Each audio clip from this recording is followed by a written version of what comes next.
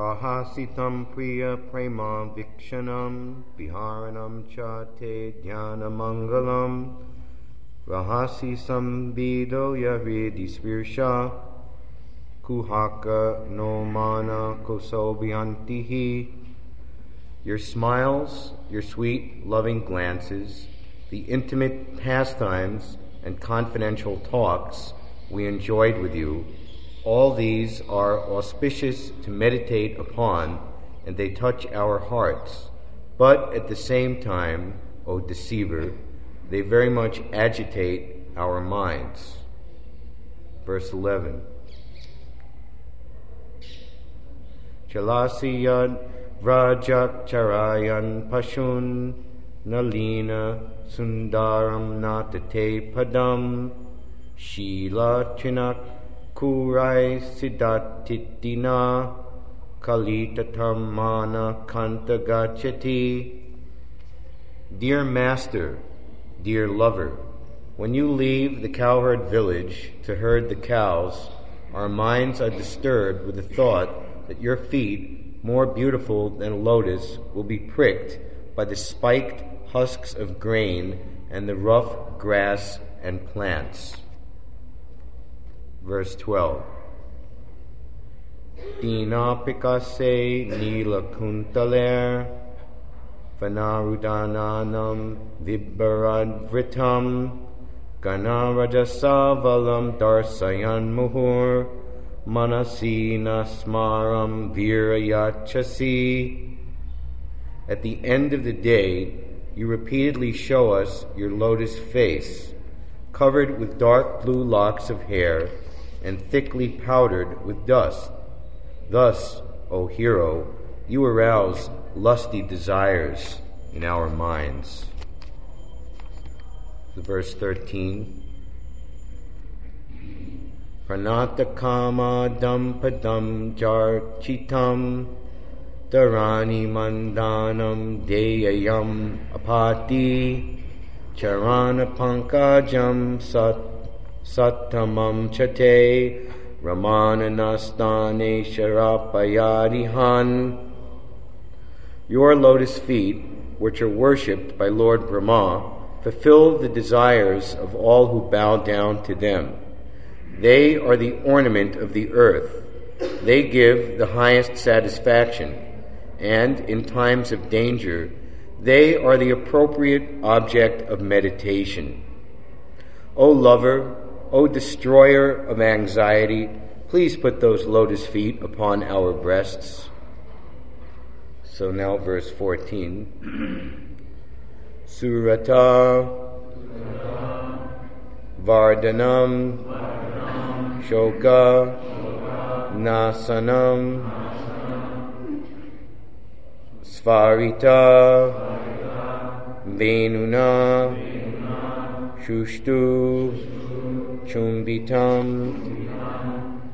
Itara Raga Vismaranam Nirnam Vitara Vira Nas Te Taramritam Surata. Conjugal happiness. Vardhanam, which increases. Shoka, grief. Nasanam, which destroys. Svarita, vibrated.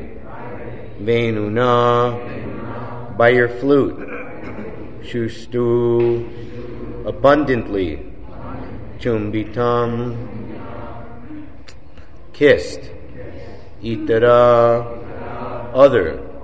Raga, attachments. Vishmaranam, causing to forget. Nirnam, men. Vitara, please spread. Vira, O hero. Na, upon us. Te, your. Adara, of the lips. Amritam, the nectar.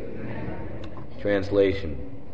O hero, kindly distribute to us the nectar of your lips, which enhances conjugal pleasure and vanquishes grief.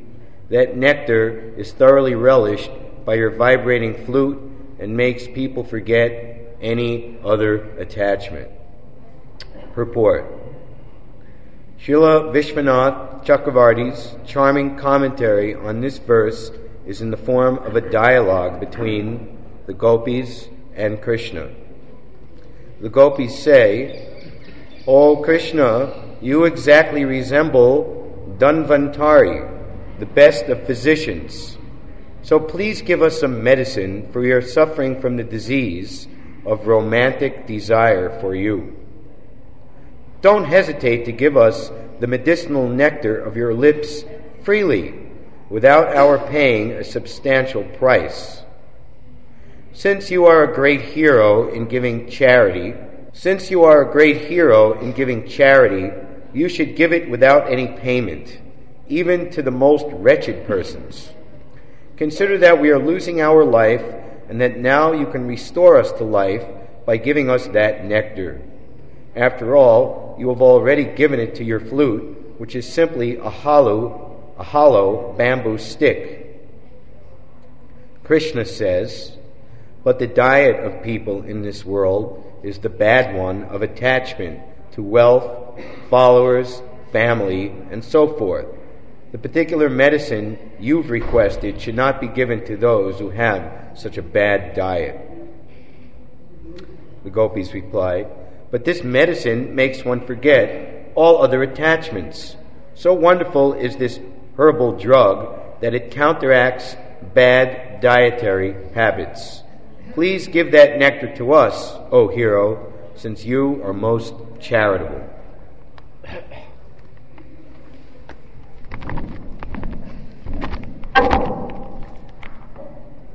I'm sorry for the disruption, although I had not much control over it. It kind of interrupted the flow of the purport. But I hope you got the gist.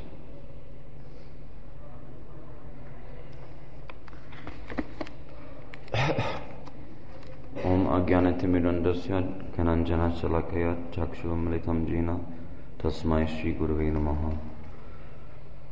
Shri Chaitanya Manobishtam Stapitam Jena Bhutale Swayam Rupakadamayam Tadati Swapatantikam Shri Radhika Pranasamam Kniyasim Vishakik Vishikshit Sokya Sostavam Lilamitin Uchcharitam Gamadharim Ananga Purvam Pranamami Manjarim. Shri Krishna Chaitanya Prabhu Nityananda Sri Advaita Gadadhar Shivasadi Gaur Bhaktavinda.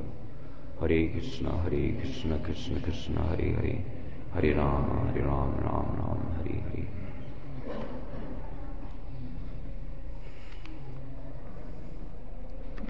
Hare Krishna. So, anyway, as usual, there's so many things that can be said concerning all of these topics of Bhagavad Gita.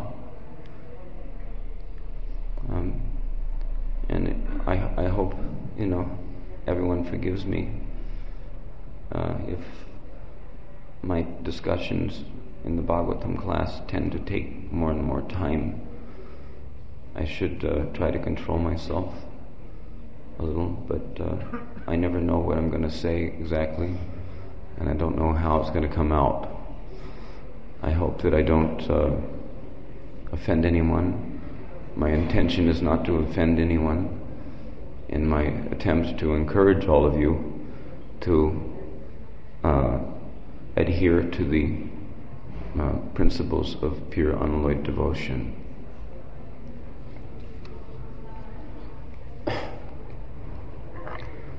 I thought that before we get into the bulk of this morning's discussion, it would be good to at least to home in a little bit, focus a little bit, on the nature of the gopis' reciprocation with Krishna. As we have previously read in the beginning verses of this chapter of Gopi Gita,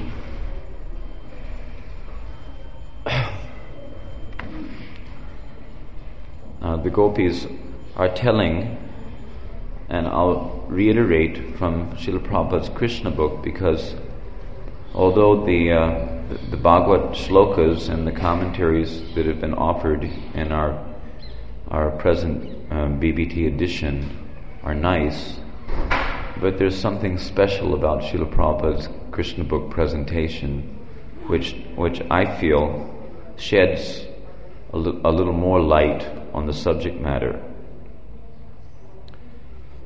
So, in the beginning, the gopis are crying out, because as Ram Roy yesterday expressed, that there's a difference between Gita and Gita.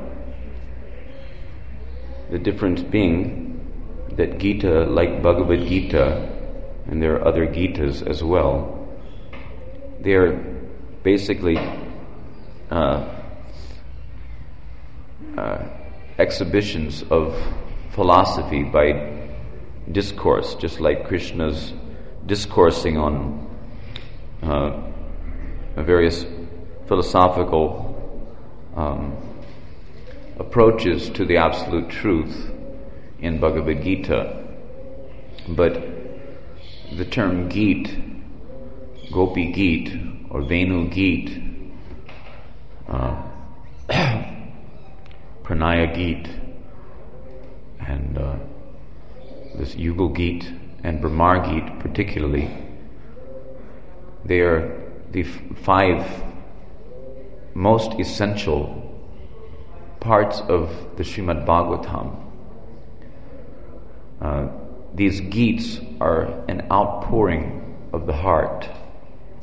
Gita means that it is a spontaneous outpouring of the heart, which basically serves to expose the feelings, the bhavas,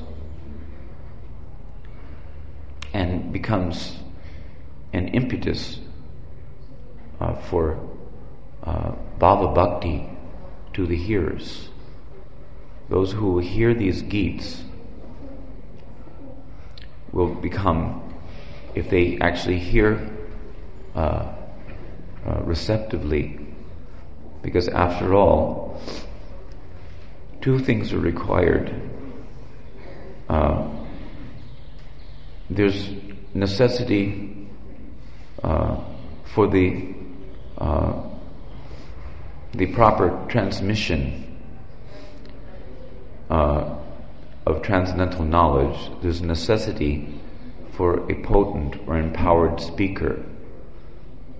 Purity is the force. So potency or power, empowerment, means that there has to be a considerable, sufficient degree of purity. That the speaker should be pure-hearted.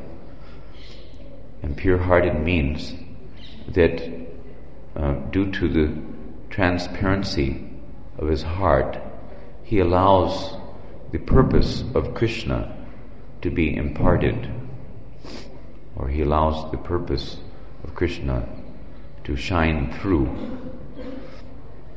If the window is dirty, then the sunshine cannot easily come through the window. So, when the heart is clean, freed from material desires, and fixed up in the pursuit of the Lord's pleasure, then one is considered to be pure.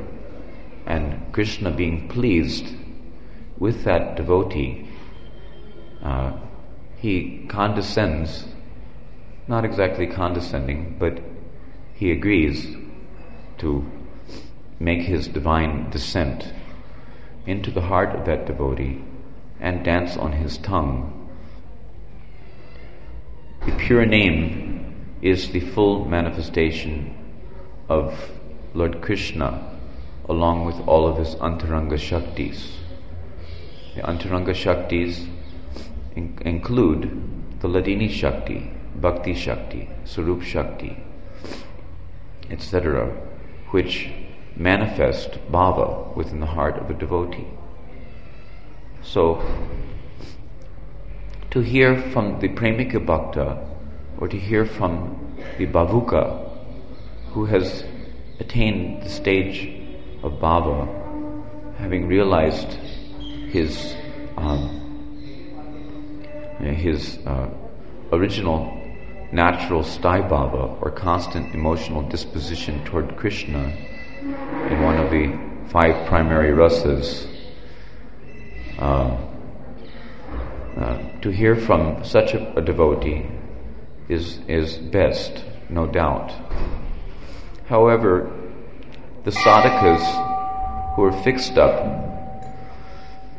as madhyam adhikaris on the path of prema dharma, Jai Shri Nitai Gaur Radhe Shyam, Shri Shri Krishna Balaram.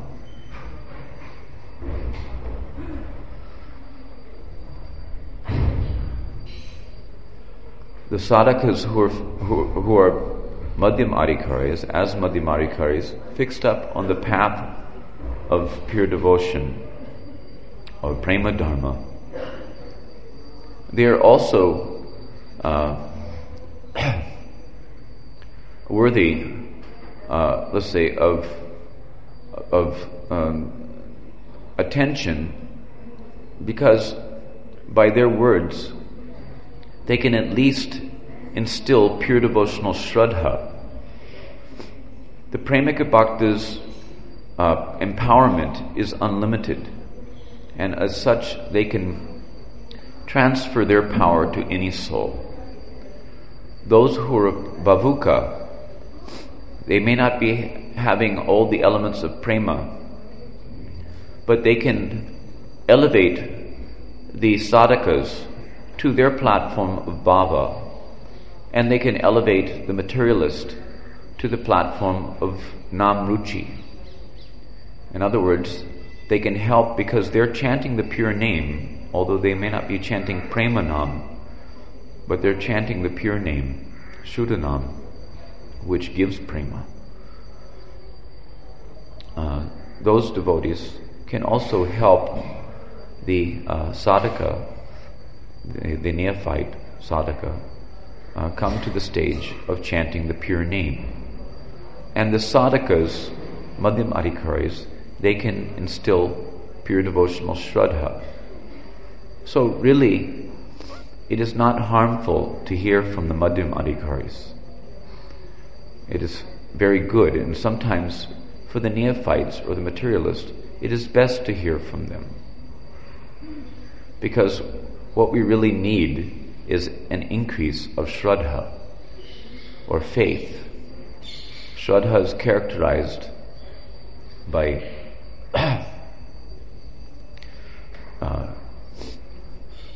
Krishna Bhakti Koile Sarva Karma Krita Hoy. Krishna Bhakti, understanding that by performing Krishna Bhakti, there's no need to do any other duties. All other karmas are automatically, let's say, surpassed by the execution of pure devotional service. So, anyway, these 5 Geets, this Venu Geet, Pranay Geet, Gopi Geet, and Yugo Geet, and Brahmar Geet, these 5 Geets are considered to be the quintessence of all Vedic literature. The Vedas are considered to be like milk. And Srimad Bhagavatam is the cream of that milk. And you could say that the 10th canto is like butter. And but these Geets are considered to be the very essence of that butter, which can be compared to ghee. there's nothing beyond ghee in the matter of the purification of milk products. Ghee is the essence. So, by hearing these outpourings from the hearts of the gopis in their feelings of separation from Krishna, because you will notice that all of these 5 Gits, they give expression to the gopis' vipralamba toward Krishna in their relationship with Krishna.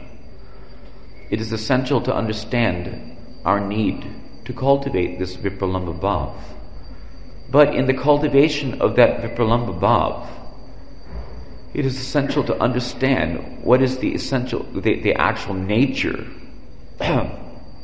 of, let's say, the sentiments of Kevala Bhakti. Because Kevala Bhakti it means that it is exclusive devotion.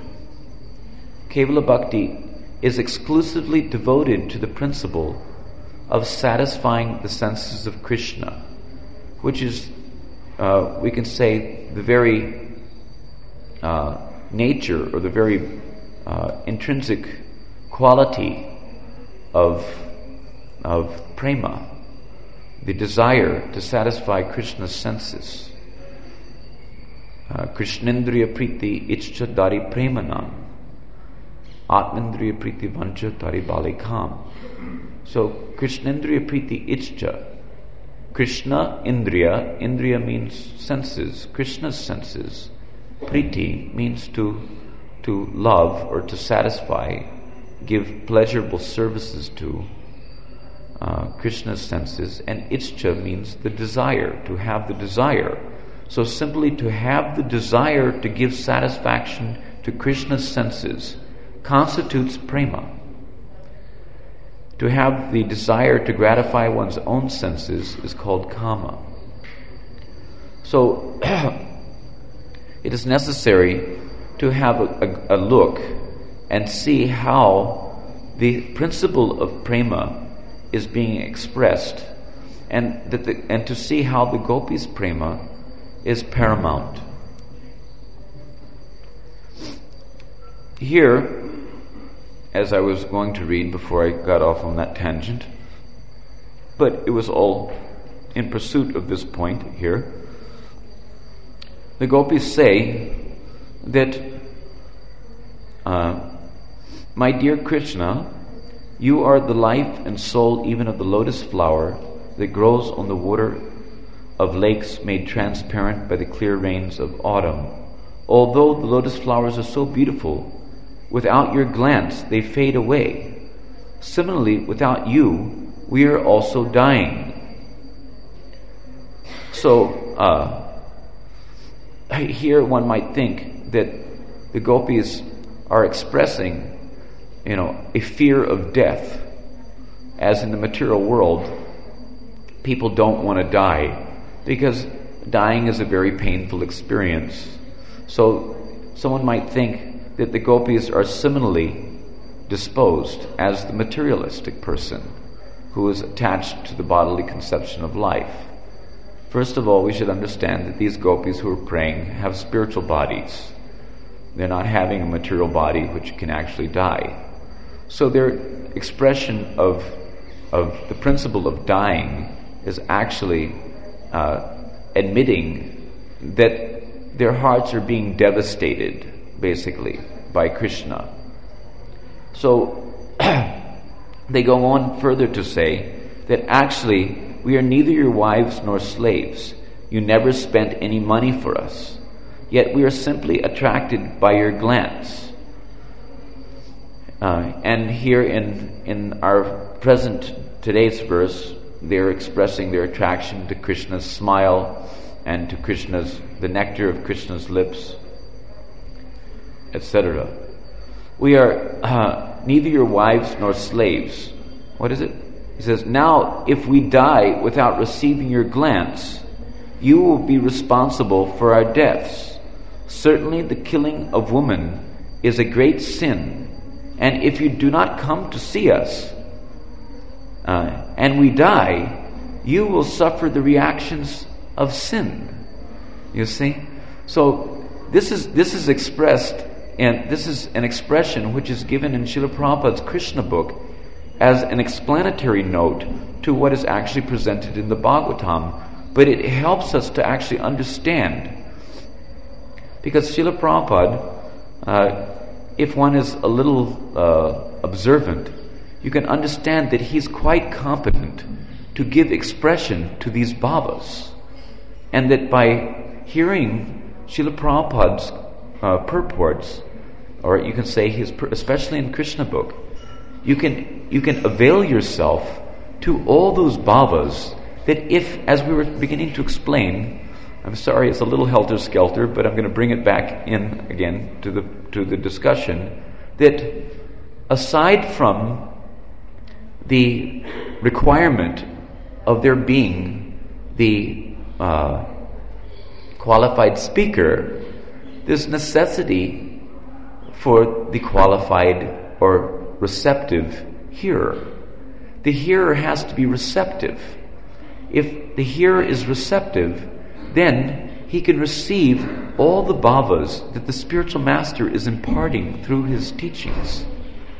And as such, simply by hearing the pastimes of Krishna as they are emanating from the parrot like Shukadev Goswami, and you can say passed down through disciplic succession, just like when the parrot pecks at the mango fruit, it becomes all the sweeter. So similarly, when the fruit is passed down from the top of the tree, where the ripest fruits will be naturally, because the sun is shining more brightly on the top of the tree than on the bottom branches. So, if the sweet fruit of Krishna Bhakti or Krishna Katha is handed down from the topmost branches, carefully passed down, then the very same sweetness, it is like relished again and again. We are by one acharya and another, as it's coming down through disciplic succession, and we're relishing what it can be called as the remnants of the acharyas, let's say, chewing or relishing, or you can even say digesting of the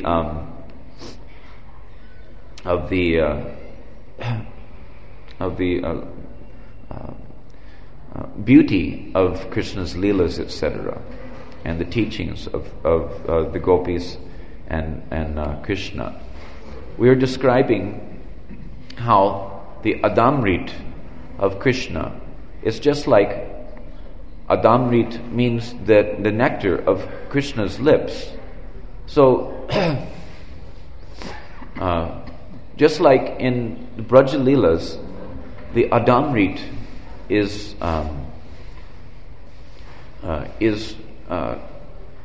shared between Radharani and her Sakhis primarily.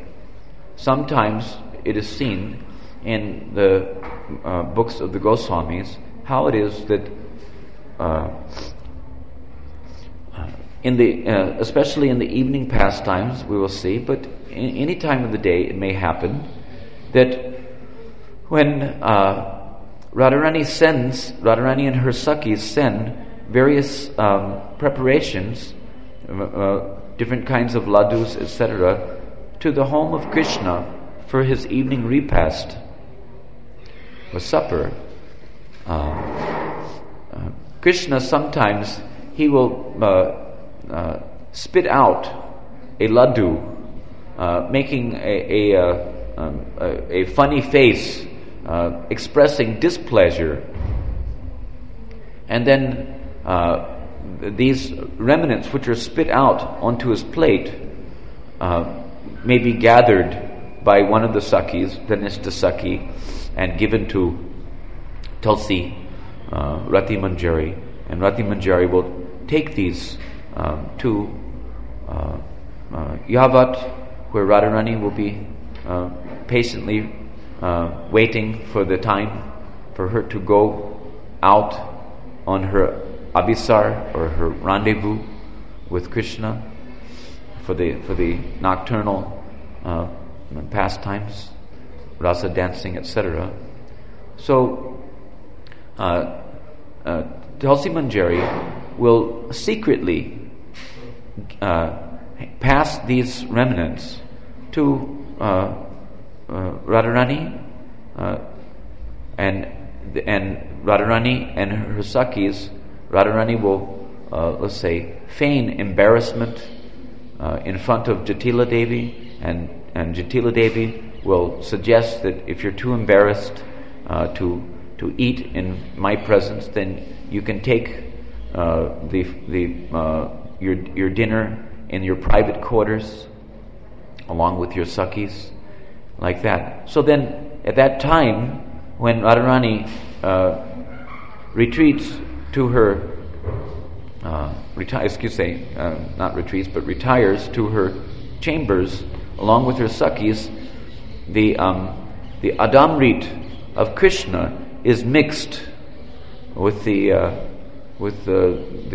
preparations which were, let's say, cooked by Jatila, etc. And because after all, Jatila's, the housewife in Yavat, so it's not that Radharani's cooking her own meal, please.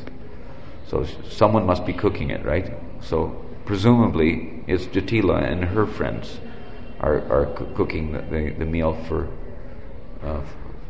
that household. And so anyway, the meal is taken and mixed with the Adamrit of Krishna, and then shared with all the Sakhis, etc.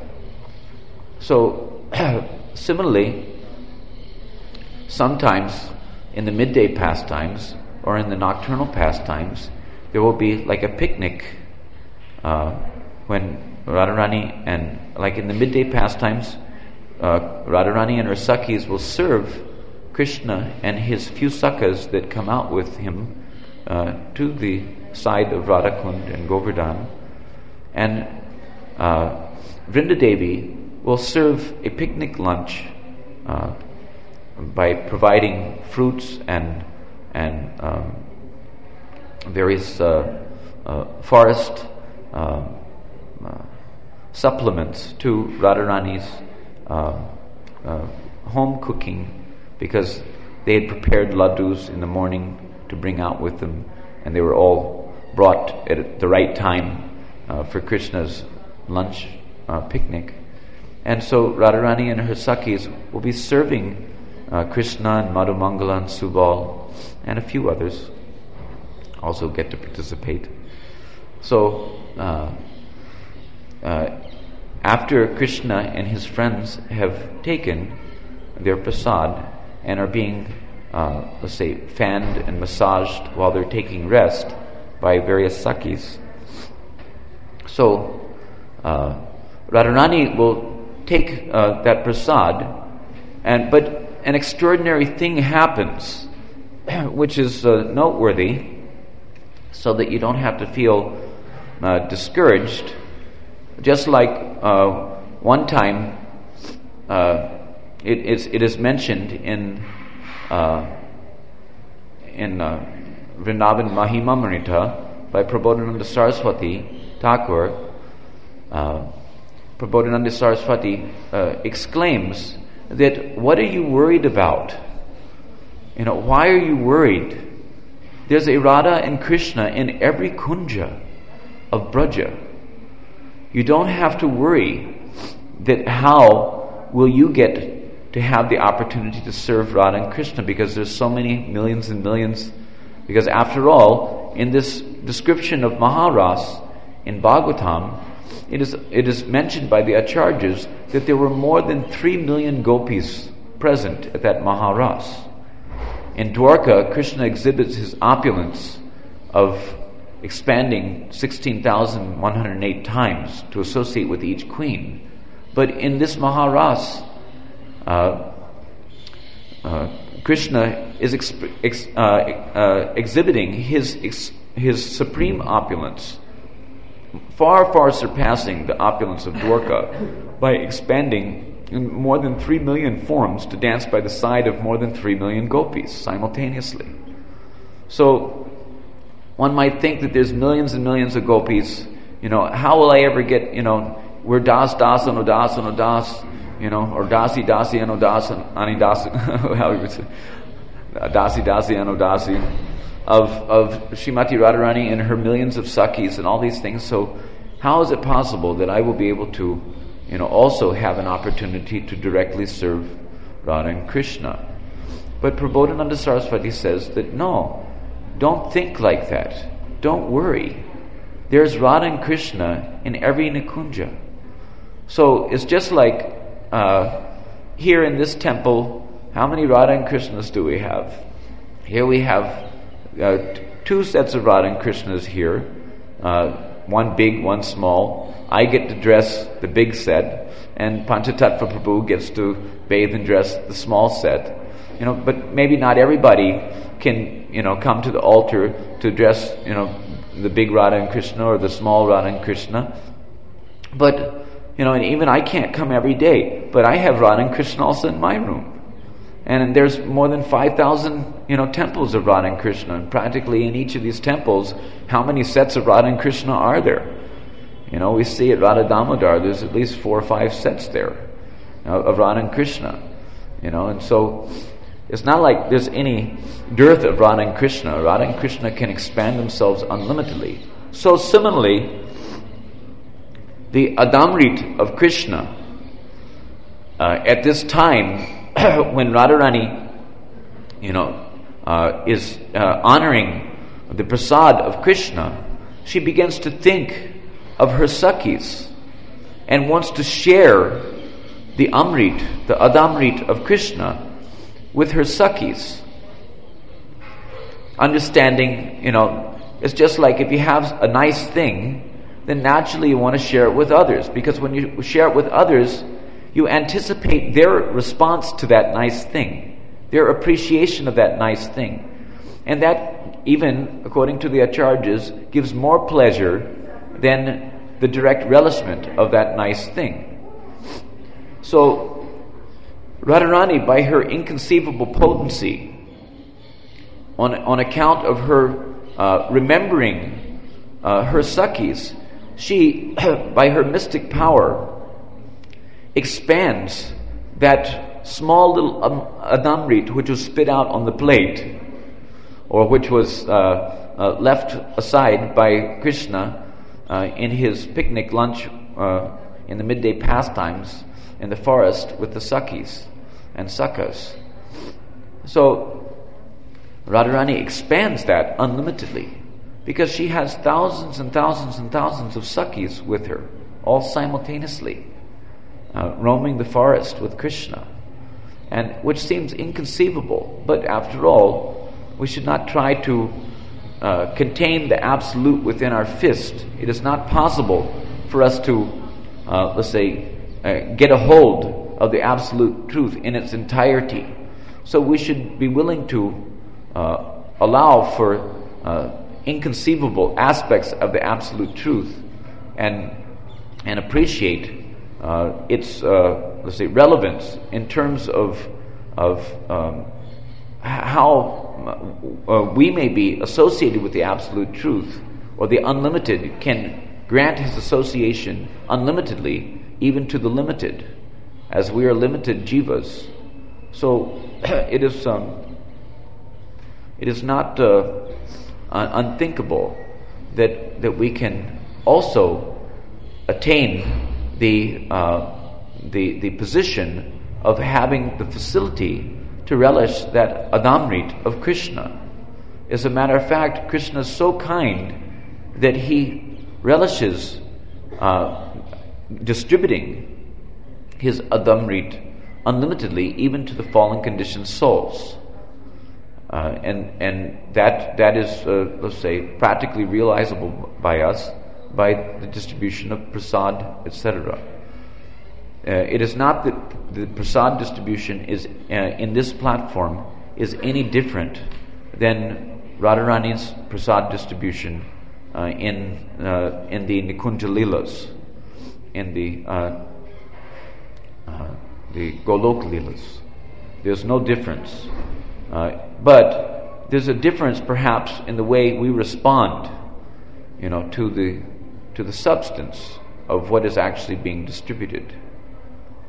Bhaktisiddhanta Saraswati Thakur has told that if one will take this prasad, Mahaprasad, and exploit the Mahaprasad for the gratification of one's senses, then, or by gratifying the palate or mitigating hunger by eating the Mahaprasad, then such approach to the Mahaprasad will make one fit for repeated birth and death.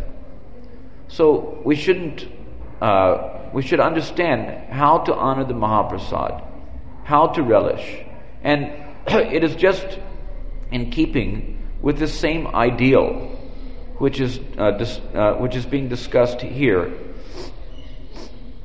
in this point, where the gopis are saying that this is a digression from the present day verse, as I've done as a preamble to my class in the matter of understanding the nature of Krishna's dealings with the gopis.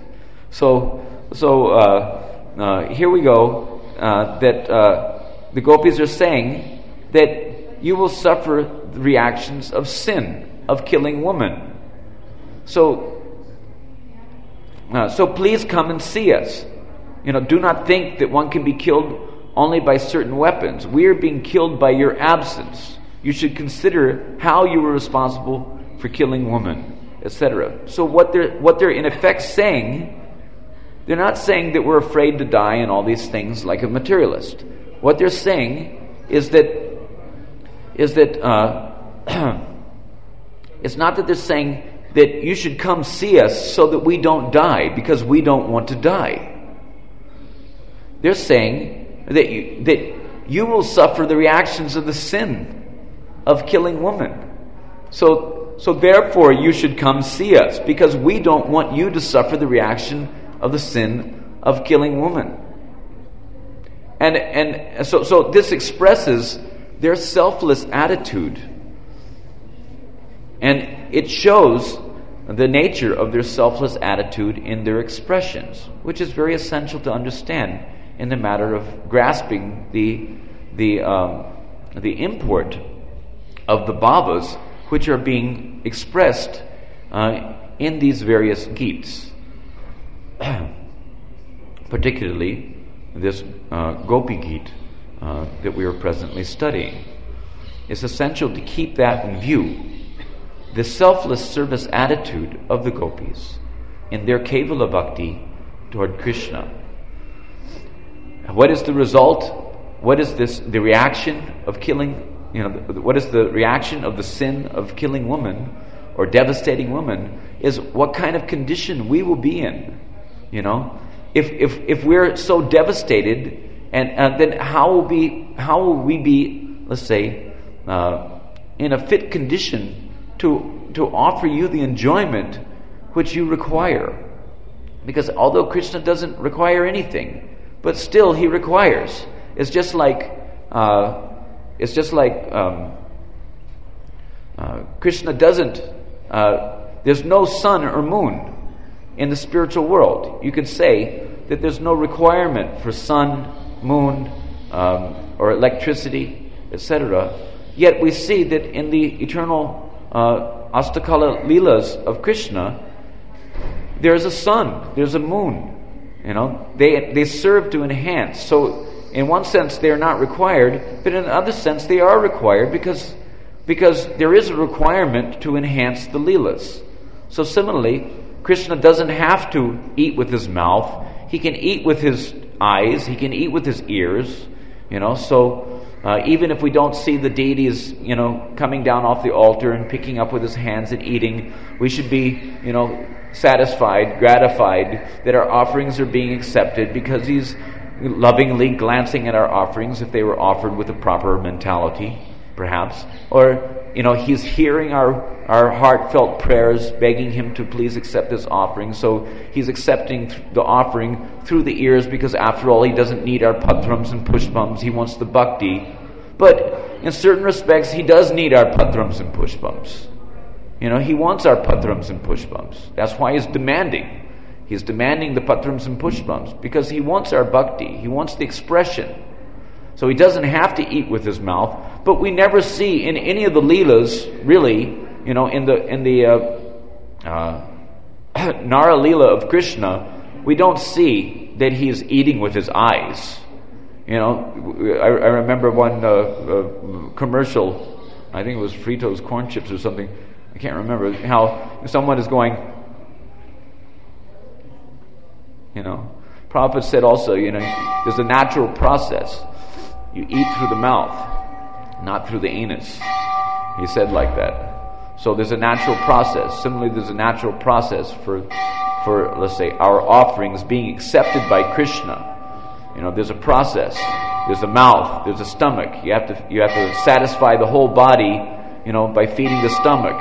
You water the root of the tree in order to satisfy the whole tree. So similarly, there's a process. You eat through the mouth. So Krishna also accepts that process of eating through the mouth. He chews the betel nuts with his mouth. You never hear anywhere in any of the leelas that he's chewing the betel nuts with his ears. Is it? Did you ever read how Krishna's chewing the betel nuts with his ears? So although his senses are all interchangeable, still he has a desire to express himself in a natural way, a way that is natural to him, according to his own rule, which is his own sweet will. So, like that, Krishna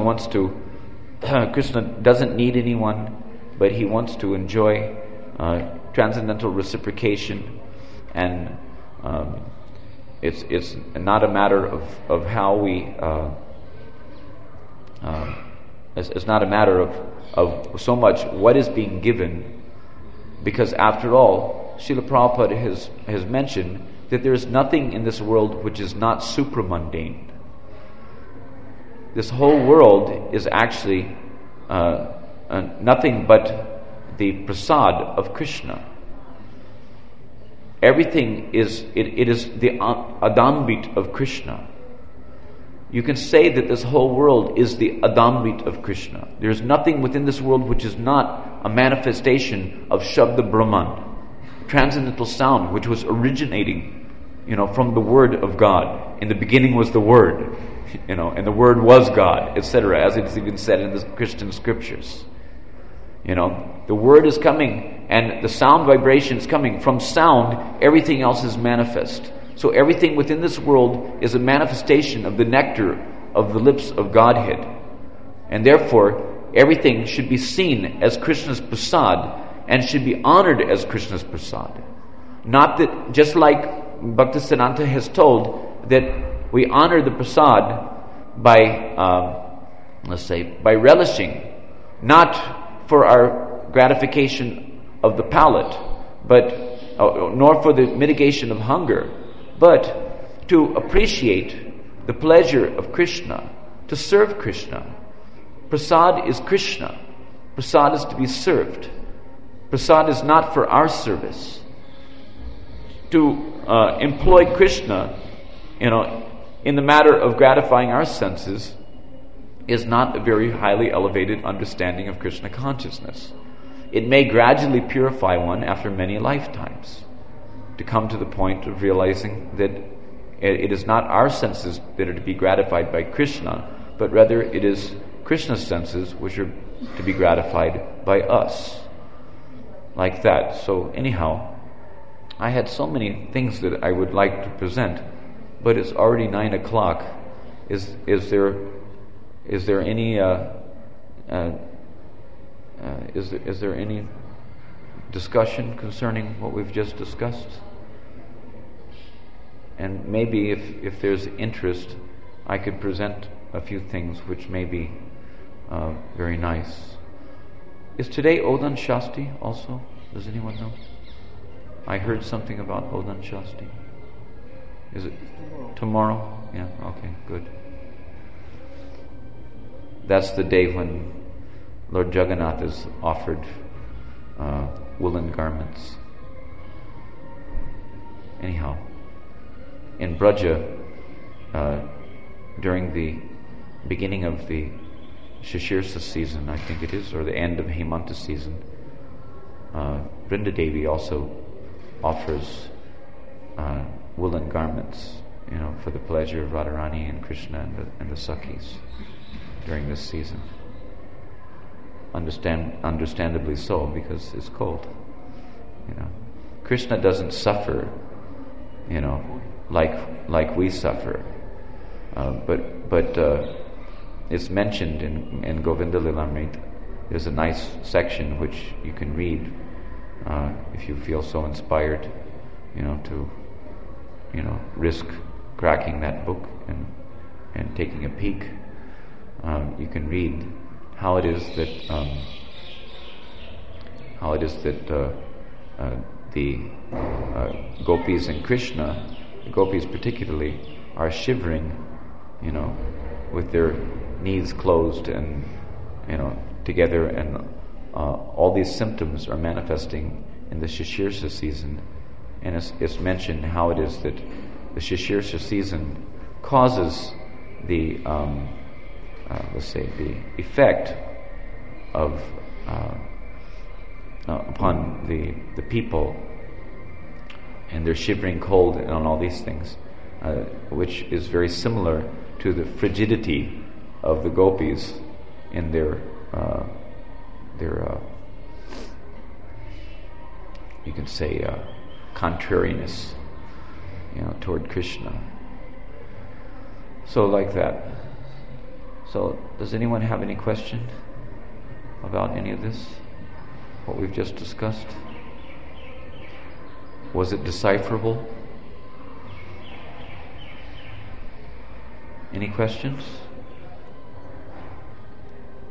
So anyway, if there's no questions, then I'll ask a question. We might ask the question that, what does this have to do with any of us?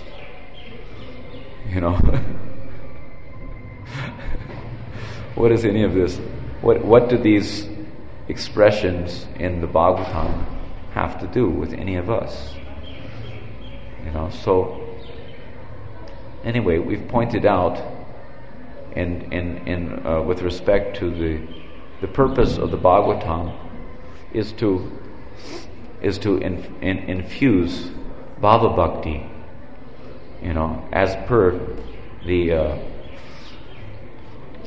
process of Rag Bhajan. I want to just bring out some point which may be useful in the matter of our, let's say, considering the goal of our life. I know various devotees will be at various levels of advancement in devotional service, but at the very onset, it is important for us to be acquainted with the goal of our life. Because without knowing the goal, then our pursuit may be, let's say, termed as niyamagraha, following the rules and regulations or following the principles of a devotion without understanding the purpose behind them. So it's very essential for us to understand what it is that we're actually dealing with, or at least enter onto the path of that understanding, because ultimately we cannot understand until we gain full realization in full Krishna consciousness. One time Srila Prabhupada said, because he was asked that, Srila Prabhupada, is it possible to become Krishna conscious by distributing your books? And Srila Prabhupada's answer was that if you're distributing my books, you are Krishna conscious. However, I feel that that this, although it was obvious that Prabhupada was speaking that by way of encouraging his devotees to enthusiastically engage in assisting him in his propagation of Krishna consciousness, which is very important.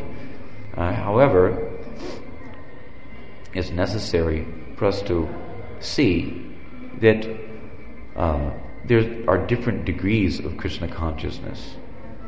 If a neophyte is assisting Srila Prabhupada in distributing his books, certainly his Krishna consciousness on one level or another is manifest. It's not like he's not Krishna conscious, but how Krishna conscious are we anyway? We shouldn't think that we're so Krishna conscious. In spite of the fact that we may even be highly elevated to the platform of bhava, or even to the platform of prema. There are two positions, two types of devotees. There's the sadhaka, who's a practitioner, who's still within bondage, material bondage. He has not yet transcended the influence of the modes of material nature. Mam chayo vyavicharena bhakti yogena sevate sagunan samati taitan brahma bhuyaya kalpate. That by engaging in undeviating devotional service without falling down under any circumstances, one is immediately elevated above the influence of the three modes of material nature and comes to the spiritual platform at the stage of bhava. In other words, he comes to bhava bhakti. So the sadhana is there, but sadhya is also, meaning the outcome. So the sadhakas are engaged in sadhana bhakti. And there are the siddhas who have attained the sadhya, or the outcome of their devotional practices. So there are different degrees or levels of Krishna consciousness. There's a difference between let's say, distributing Srila Prabhupada's books or performing any devotional activity, because there are multi-engagements in devotional service which are all meant to help us to focus on the main underlying principle, the rule of all rules, to always remember Krishna and never forget Krishna. But how we're remembering Krishna, in which way? Just like one time Srila Prabhupada was asked by one of his devotees that, Srila Prabhupada, I read in your book that in Vedic culture it's that it's okay for a man to have more than one wife. So Prabhupada's response to that was immediately, he said, "Oh, is that what you're reading my books for?" You see? You understand? So we can understand that, yes, he's touching the book. He's even reading the book.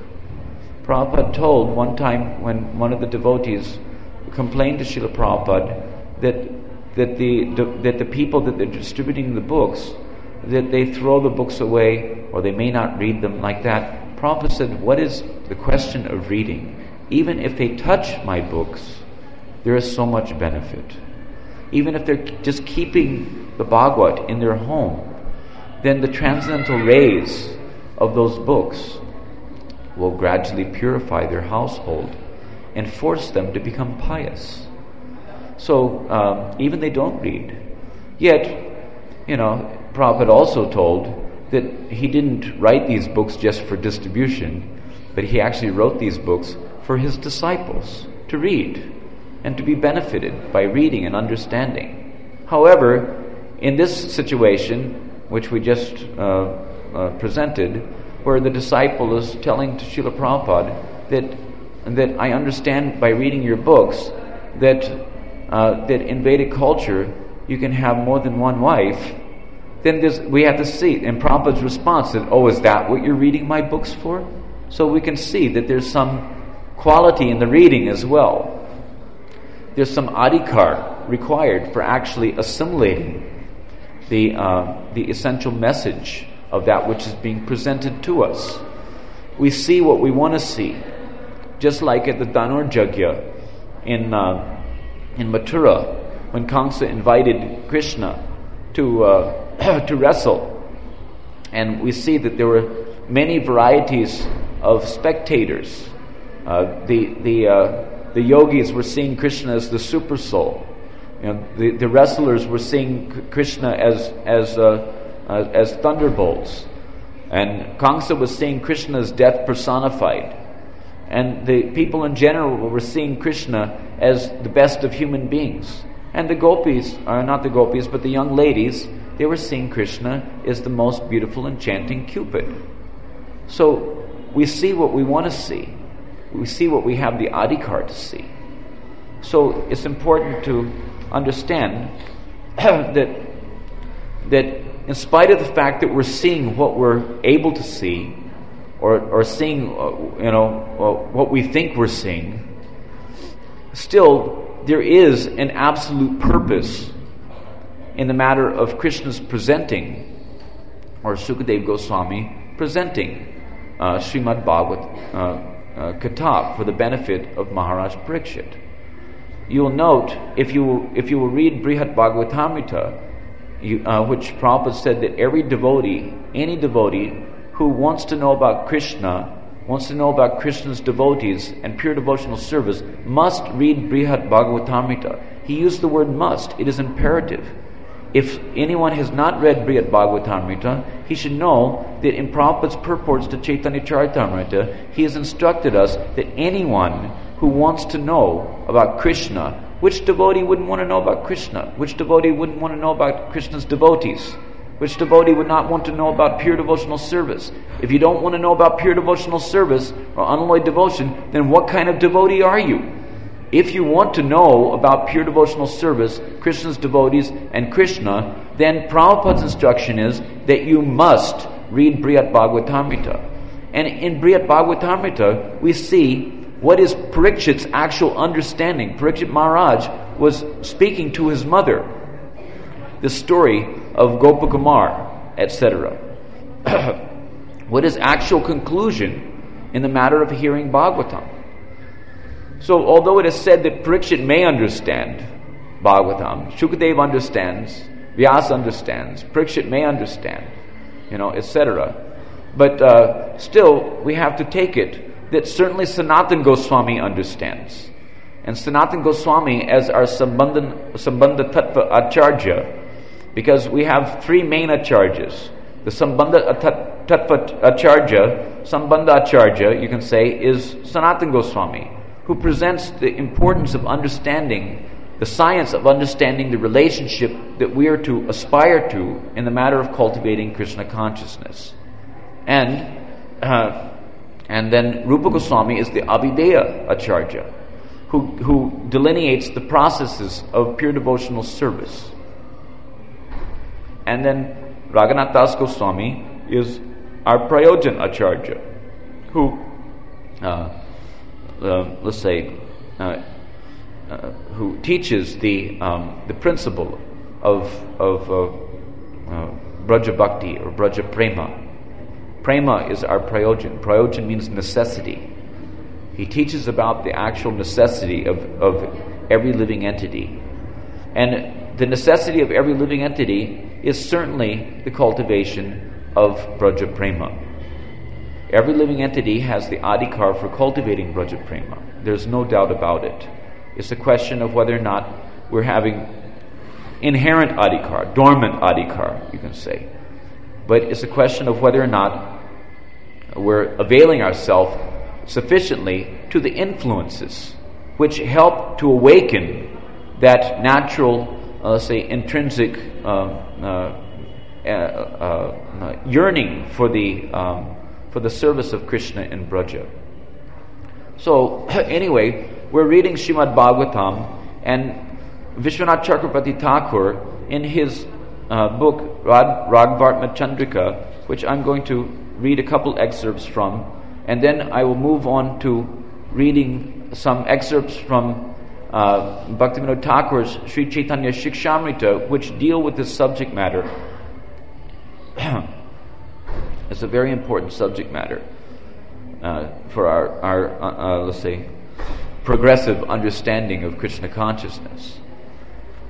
The Srimad Bhagavatam contains the essence of the Vedas. Especially, we were discussing how these different Gītas, are the quintessence of the Vedic knowledge, in the matter of the outpouring of the gopis and their feelings of separation, in the matter of distribution of Bhava Bhakti or Braja Bhakti. The Srimad Bhagavatam contains the essence of the Vedas, Upanishads and other scriptures which deal in particular with different relationships between the Supreme Lord and His devotees. The Vedas, Upanishads, and I didn't read that properly.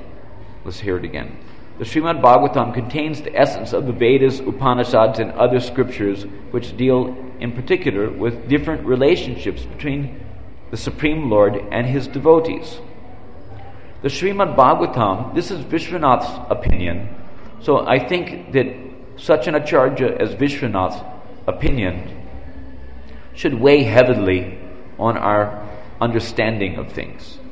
It's necessary for us to hear this in order to actually grasp what is being presented and to get important direction in the matter of our progress to the perfection of our cultivation of Krishna consciousness. The Srimad Bhagavatam is accepted, here's Vishwanath again please, the Srimad Bhagavatam is accepted as the most authoritative text on the subject of Raganuga Bhav. Further elaborating on the topic of bhakti as propounded by the Srimad Bhagavatam are the corollary literatures headed by Bhakti Rasamrita Sindhu, which we're all familiar with.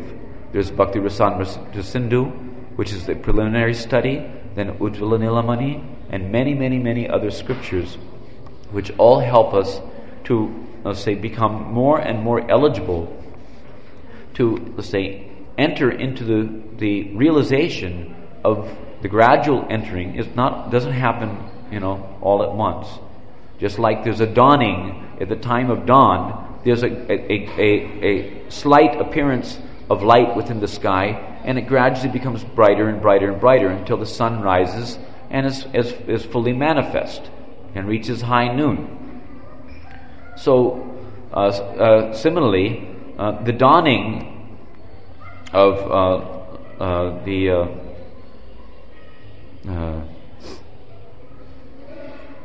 the attraction to the realm of Braja, happens gradually. It doesn't happen all at once, but gradually it is awakened by association with the literatures which have been left by our acharyas and which have been passed down, through disciplic succession and relished, digested, etc., by our own line of disciplic succession, coming down through Śrīla Prabhupāda.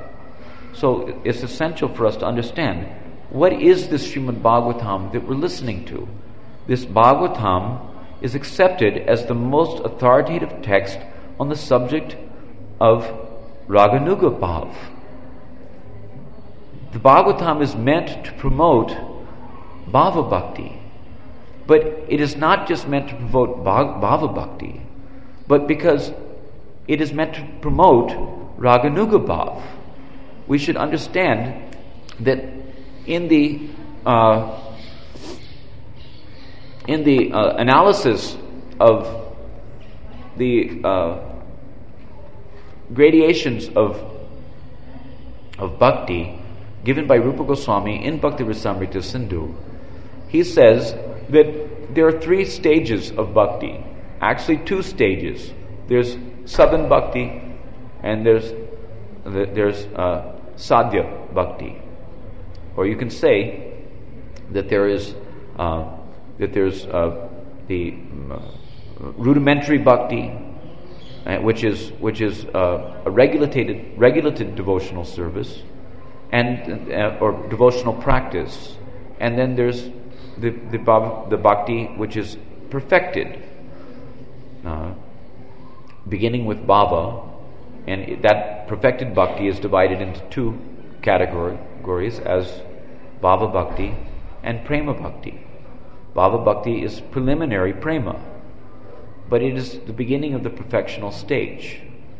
So, in the category of sadhana bhakti, which is practicing from the stage of bondage, there are two categorically distinct paths. It is not so much that there are two categorically distinct stages, although sometimes the word stage is used, but according to the Sanskrit terminology, it is called as Vaidhi Marg and Raganuga Marg. Marg means path, not stage. So, there are two margs, or two paths of practice.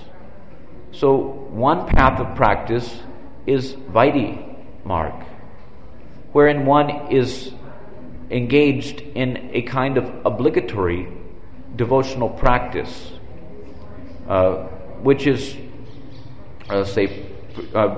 predominated by a sense of duty, that one is duty bound to serve the Guru, follow the Guru's orders, to abide by the injunctions of Shastras, etc.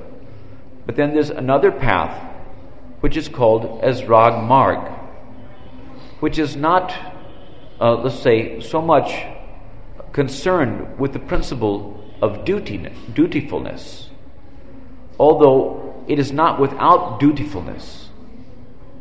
But the dutifulness is not prompted by fear of transgression of the principles of Shastra or the orders of Guru. But the dutifulness is prompted by attraction, with the hope of actually being able to have an eternal relationship with Krishna. After all, Krishna is all attractive. So it's a question of allowing ourselves to be attracted by the beauty of Krishna and attracted by the proposition of entering into a beautiful relationship with Krishna, as have the residents of Brajabhumi or Golok Vrindavan as well. So it's an important point that we should understand that that on the Vaidhi Marg there is a gradual progression through from Shraddha, which is characterized by the regard for scriptural injunctions, as we were discussing, based on a fear of contaminated life, etc. So that kicking from behind, that fear of falling back into miserable conditions of material existence, acts as an impetus to adhere to the regulative principles of the Shastras, etc. So when there's this type of fear-based, God-fearing type of devotion, then that Shraddha is called, which is the basis. Shraddha is not an anga or a limb of pure devotion, but it is the basis of pure devotion. So that Shraddha, called as Shastra Vishvasmayi Shraddha, is the basis for Vaidhi Bhakti. Vaidhi Bhakti is described as having its, natural progress through Shraddha, Sadhu Sangha, Anartha Nivritti, Bhajan Kriya, Anartha Nivritti, Nishta, Ruchi, Asakti, to Bhava and Prema. So similarly, Rag Bhakti, Rag Marg, also goes through those stages. But there's a distinction between the nature of the bhava, which is produced by adherence to Vaidhi Bhakti, and the nature of bhava, which is produced by adherence to the Rag Marg. The bhava which is produced by Vaidhi Bhakti is a type of maryada, or reverential devotion, in awe and reverence, which is the characteristic of Vaikuntha Bhakti or Aishwarya Bhakti. The Aishwarya realms, such as Vaikuntha or Ayodhya or Dwarka, they are attained by the Vaidhi Bhaktas. But the realm of Braja is only attainable if one has an attraction and a hope to, at long last, after all is said and done, attain the service of Radha and Krishna in Braja. You should know conclusively that the only way, aside from Kripa, because there are different types of let's say, ways that one may attain perfection. There's the sadhan siddha, there's the kripa siddhi. So that kripa siddhi is described as being very, very rare. So it is not, that we should just expect that everything is handed to us, on a golden platter. The spiritual master wants to see us work, because the struggle that we undergo in the matter of our cultivation of Krishna consciousness makes the attainment all the more valuable, all the more relishable as well. So, although the spiritual master, Śrīla Prabhupāda, could give us everything, on a golden platter, because he, as we were describing in the previous, in the beginning of the class, as a Premika Bhakta, because we were describing there are Premika Bhaktas, there's Bhavukas, and there's Sadhakas. So there are different degrees of empowerment in the matter of them showing mercy upon others. Śrīla Prabhupada is a topmost Rasik Premika Bhakta, coming directly from Braja in Golok Dham. And we know it very well. And it is not a disputable subject matter. The fact that he can, as a Premika Bhakta, Nitya Siddha Premika Bhakta, he has unlimited power to bestow on anyone according to his own volition. And he may do so at his own will. Yet he himself says that he prefers to make his devotees work hard for the thing. Because if his devotees will work hard, they'll appreciate all the more. It's just like someone may give you some Mahaprasad, and that is very nice. But sometimes someone who is merciful gives you all the ingredients and let's say instructs you as to how to combine the ingredients in such a way that it becomes offerable to Krishna. You make your offering to Krishna, and then you relish the prasad, which may seem like it is less merciful, but in some ways it is more merciful. Because, as we pointed out, someone may, accept the prasad and abuse the prasad instead of properly serving the prasad. So there's some need for purification. Except we can say that the spiritual master can immediately purify in all these things, if he so desires, and bestow everything. And it may be happening, let's say, even unobserved by ourselves. To what extent that is happening. It is not that, that it's just by our endeavors. But when the spiritual master sees that we're following the instructions, following his instructions, that we're honoring his instruction, he becomes pleased to bestow upon us, the disciples, the credits from his own personal transcendental bank account. And that is the way the disciple actually advances. It is not that by our sadhana, we're struggling with our sadhana, but that is just an expression, of our desire for mercy, to be real. The more we struggle, the more we cry, for Krishna's mercy. In the course of our struggle, the more the spiritual master may see that he is worthy of that mercy. And then he gives the mercy in increments. Perhaps not all at once, but he's giving the mercy in increments.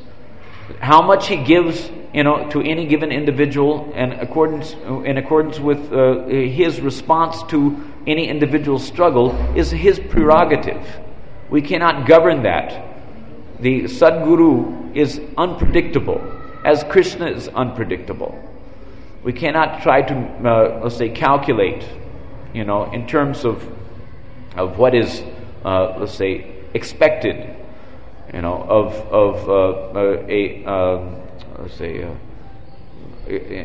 the matter of a give and take relationship with between one person and another person, because after all, they're persons.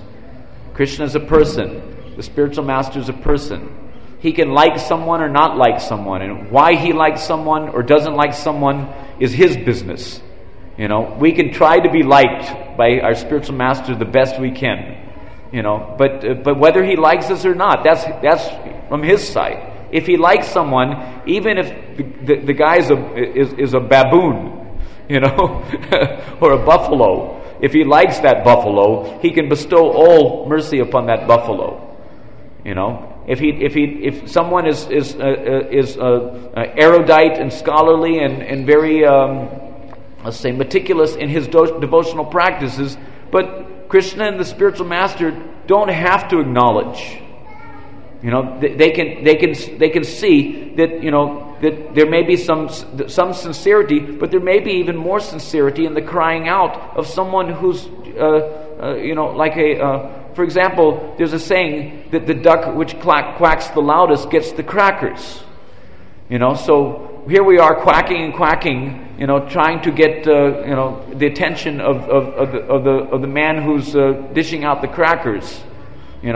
But there's one feeble little duck over in the corner whimpering. He doesn't even have enough strength to quack.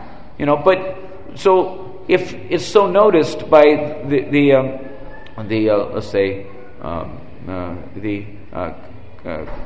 what do you call it? Cracker distributor. Then he may not be fit for even eating the crackers. But still, somehow or other, that little feeble duckling may get more attention, may get more mercy in certain ways than even those who are strong, hale, and hardy and quacking as they please. So, but anyway, the point I was driving at, I think, was that. In the matter of cultivating or understanding Srimad Bhagavatam, we should understand what the Guru actually wants to give us, and we should try to recognize. That will be the mark of our adhikar. To the extent we can recognize, and to the extent on the basis of that recognition, we will, let's say, make the necessary efforts to express our desires for the thing that is being, let's say, presented to us. Then to that extent, we can expect to get the spiritual master's mercy. We can hope to get the spiritual master's mercy. Maybe not expect, but we can hope to get the spiritual master's mercy. Because there is a general rule as well. There may be exceptions, but there's a general rule that when the spiritual master sees that, or when Krishna within the heart sees the sincerity of an individual, then that sincerity, prompts the spiritual master or Krishna to reciprocate, with the heart of that devotee. So it's important for us to understand that Srimad Bhagavatam is meant, as Vishwanath says, it is the most authoritative text on the subject of Raganuga Bhav. Raganuga Bhav and Vaidhi Bhav are very different. The Maryada Marg and the Pushti Marg. Maryada means reverential, where there's which is God-fearing, basically. And Pushti Marg, Pushti means nourishing. Sometimes Rag Bhakti is called as Pushti Marg, which means the path of nourishment. When one is nourished, when one's heart is nourished. when one's heartfelt feelings and sentiments in the matter, pure devotional sentiments, please, in the matter of approaching Krishna are nourished. And what is it that nourishes? The thing which is nourishing is that Adamrit of Krishna. Just like, here is described in the purport that this Adamrit should not be given to persons who are attached to bad dietary habits, such as, what was it said? Attachment to wealth, followers, family, and so forth, like this. That is the bad dietary habits which is being described by Vishwanath Chakravarti Thakur's exhibition of Krishna and Gopis' conversation. So, but the Gopis are saying that this herbal drug, or the medicine of Krishna's Adamrit, it counteracts the bad dietary habits. And practically we can see how in our spiritual life, Prabhupada would say that prasadam is our secret weapon. Prasadam is like an inoculation against Maya. So we see how, because I know from my practical experience, and I'm sure many of you also may have had similar practical experience, that when you started to take the prasad, by taking Krishna prasad, suddenly we lose taste, or at least we should lose taste. In the beginning, there's rule. You must only take Krishna prasad. But after taking Krishna prasad, if we've actually relished Krishna prasad, if we've let's say undergone the proper training, because medicine has to also be administered along with discipline. That is the meaning of disciple. Disciple means one who's submitting himself to disciplinary, guidance. So there are varieties of disciplines. As we're discussing, there is the Vaidhi discipline, but there's also Rag discipline. It doesn't mean that there's no discipline in the cultivation of Rag bhajan. There's the most, tedious and refined discipline in the cultivation of Rag bhajan. It is not a haphazard affair. However, we should understand that there's a great distinction between the pursuit of Vaidhi bhakti and the pursuit of Rag bhakti. Still, we should understand that there is a correlation between the culture of Vaidhi bhakti and the culture of Rag bhakti, which should not be overlooked even slightly. If we want to actually progress to the platform of an intimate, loving relationship with Radha and Krishna in one of the 5 rasas, 4 particularly prominent in the realm of Braja, namely Dasya, Sakya, Vatsalya, and Madhurya. If we want to progress to that realm and have an ardent hope to attain the service of the entities of that realm, then we have to be very diligent in the matter of understanding the importance of keeping ourselves free from material contamination. So I will read to you a few things which will very clearly express these issues, which will hopefully serve to clarify the points. Because many times I've heard in various Bhagavatam classes given by various individuals that a very confused understanding, a confusing picture is being presented as to what actually is being presented to us by our spiritual master and our predecessor acharyas.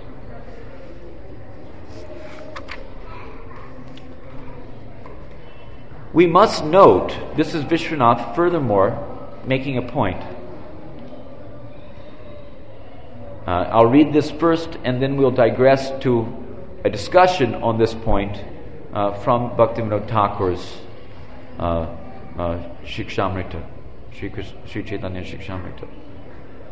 We must note that devotional service on the path of Vaidhi Bhakti, listen to it carefully, it's very, very, very sanguine point, and it needs to be really understood very carefully by a discerning devotee who is serious about making tangible progress, to the perfection of his devotional life, or to the platform of realizing all that he can be for Krishna. People who go to Vaikuntha or prefer to go to Vaikuntha, in fact, or are elevated to Vaikuntha because of allowing themselves to become attached to, let's say, inferior standards of devotional expression. It may be said that such people, they are not allowing themselves to be all they could be for Krishna. They're still attached to a kind of conditional devotional service. And the conditioning will be in terms of attachment to Aishvarya, etc., instead of attachment to the Madhurya heart of Krishna. Vishwanath in another place says that unless one knows the Madhurya heart of Krishna, it may be said that he hardly knows Krishna at all. Unless one knows the Madhurya heart of Krishna. So we have to try to understand that it is the heart of Krishna, the Madhurya heart of Krishna, which is being expressed in the Srimad Bhagavatam. It is the Madhurya heart of Krishna, which is like the valuable jewel that is beset in the setting, the valuable jewel of these, let's say, 5 primary Gītas of Bhagavatam. The valuable jewel is set in the setting, or the ring, so to speak, or you can say the necklace even, of the Bhagavat, the entirety of Bhagavat, and even the entirety of the whole Vedic exposition of transcendental literatures, including Mahabharata, etc., which includes Bhagavad Gita. Please remember that even after presenting Mahabharata, including Bhagavad Gita, Krishna Dvaipayana Vyas felt despondency in his heart. Even after presenting Bhagavad Gita, which are the very words of Krishna, an exposition of the philosophy of absolute truth, even after that, he was feeling despondency in his heart because he had insufficiently glorified the heart of Krishna, the Madhurya heart of Krishna. So, it is in the Srimad Bhagavatam, more than any other scripture, that the Madhurya heart of Krishna is being expressed. And unless we actually drink deeply, relish, by which we can hope to gain access to a proper understanding or realized understanding of the Madhurya heart of Krishna, then Vishwanath Chakravarti Thakur says that we may, it may be said that we hardly know Krishna at all. Just like Lord Brahma, who was considered as a Jnana Bhakta.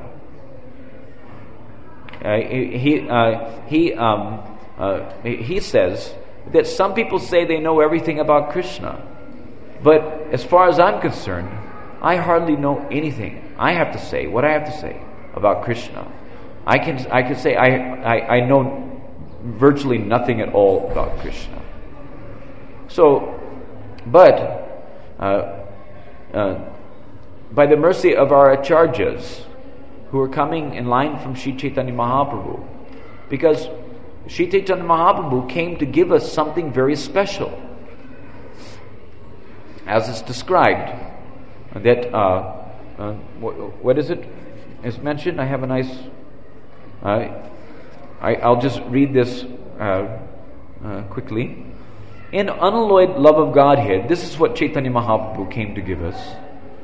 We have to engage our senses, sarvindriya, all the senses. This means that sex is also to be engaged in Krishna consciousness. This is from Science of Self-Realization, please.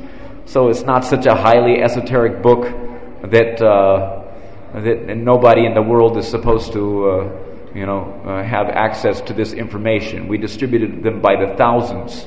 How they read it and what they read when they read it, is depending on their eligibility to see. How many of us have even seen this statement? We may have read it, but it may have gone on over our head or in one ear and out the other or whatever. But here it is. Prabhupada is giving this point, a very nice point in Chaitanya in Science of Self-Realization, about the beauty of what Chaitanya Mahaprabhu has come to give us. In unalloyed love of Godhead, we have to engage our senses, sarvindriya, all the senses. I've read this in a previous class, but it's pertinent to this discussion, so I'm going to read it again because it's good. Repetition of a good thing is a good thing. If this means that sex is also to be engaged in Krishna consciousness. The conception of God as a father or mother does not allow the engagement of one's sex in the service of the Lord, because there's no sexual relationship between the father and mother. We're not talking about dovetailed, mundane lust. We're talking about the engagement of one's transcendental senses in the service of Krishna. But in the conception of God as a lover, there is sexual engagement also. Therefore, Chaitanya Mahaprabhu gave the most perfect information of our engagement with the Supreme Lord. In other words, in other religions, in other religious conceptions of life, God may be taken at utmost as the father or mother. Many worshippers in India take Goddess Kali to be the representation of God. Of course, that is not sanctioned, but the belief is there. And also in the Christian religion, the conception of God is as a father.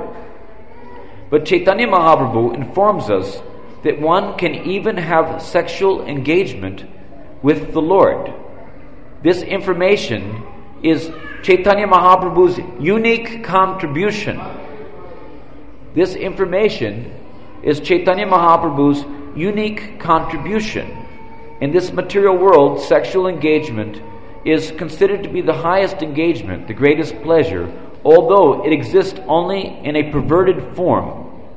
No one, however, has conceived that there can be sexual engagement in the spiritual world. There's not a single instance of such theology anywhere in the entire world. This information is given for the first time by Chaitanya Mahaprabhu. One can have the Supreme Personality of Godhead as one's husband, as one's lover. This is possible in the worship of Radha and Krishna. But no one, especially the impersonalists, can understand Radha and Krishna. The impersonalists have no idea. But they cannot even conceive that God has a form. And it goes on that Chaitanya Mahaprabhu has presented that not only does God have a form, but He has His sex life also. And we can participate in that. So, of course, not everybody, will be attracted to that idea, but it is there. And many devotees, may be attracted to that idea. And if someone is attracted to that idea, he should know that there's every need to purify the conception. And purifying the conception means that we have to understand the distinction between material rag and spiritual rag, which we'll get into a little bit. At any rate, at the onset, it is important for us to understand this point by Vishwanath Chakravarti Thakur, as I'm just now reading. We must note that devotional service on the path of Vaidhi Bhakti, inspired by Lobha, devotional service on the path of Vaidhi Bhakti. What is Vaidhi Bhakti? There are 9 most important, or let's say basic angas of Vaidhi Bhakti, as enunciated by Prahlad Maharaj: Shravanam, Kirtanam, Vishnu Smaranam, Padasevanam, Archanam, Dasyam, Sakyam, Atmanivedanam, Sakyam, Pujana Sakigana Atmanivedana, as Govinda Das says in his prayer, which is in conformity with this present discussion about the culture of Madhurya Ras. So, similarly, there are delineated in the Bhakti Rasamrita Sindhu 64 angas of devotional service, of which 5 are prominent and most important. The 5 most important angas of devotional service are, can you remember? Reading Srimad Bhagavatam, and we just heard what is the purpose of Srimad Bhagavatam. It is because it is the most authoritative scripture on the culture of Raganuga Bhava. So, reading Srimad Bhagavatam and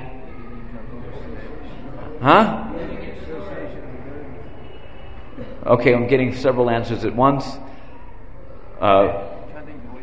Associating with the devotees, living in Vrindavan,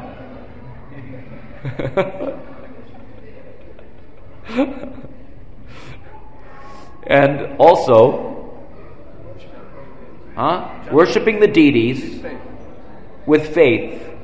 With faith means as we discussed, there's 2 types of faith: Shastra Vishvasmayi Shraddha, which engenders Vaidhi Bhakti and inspires one to follow the Vaidhi Marg.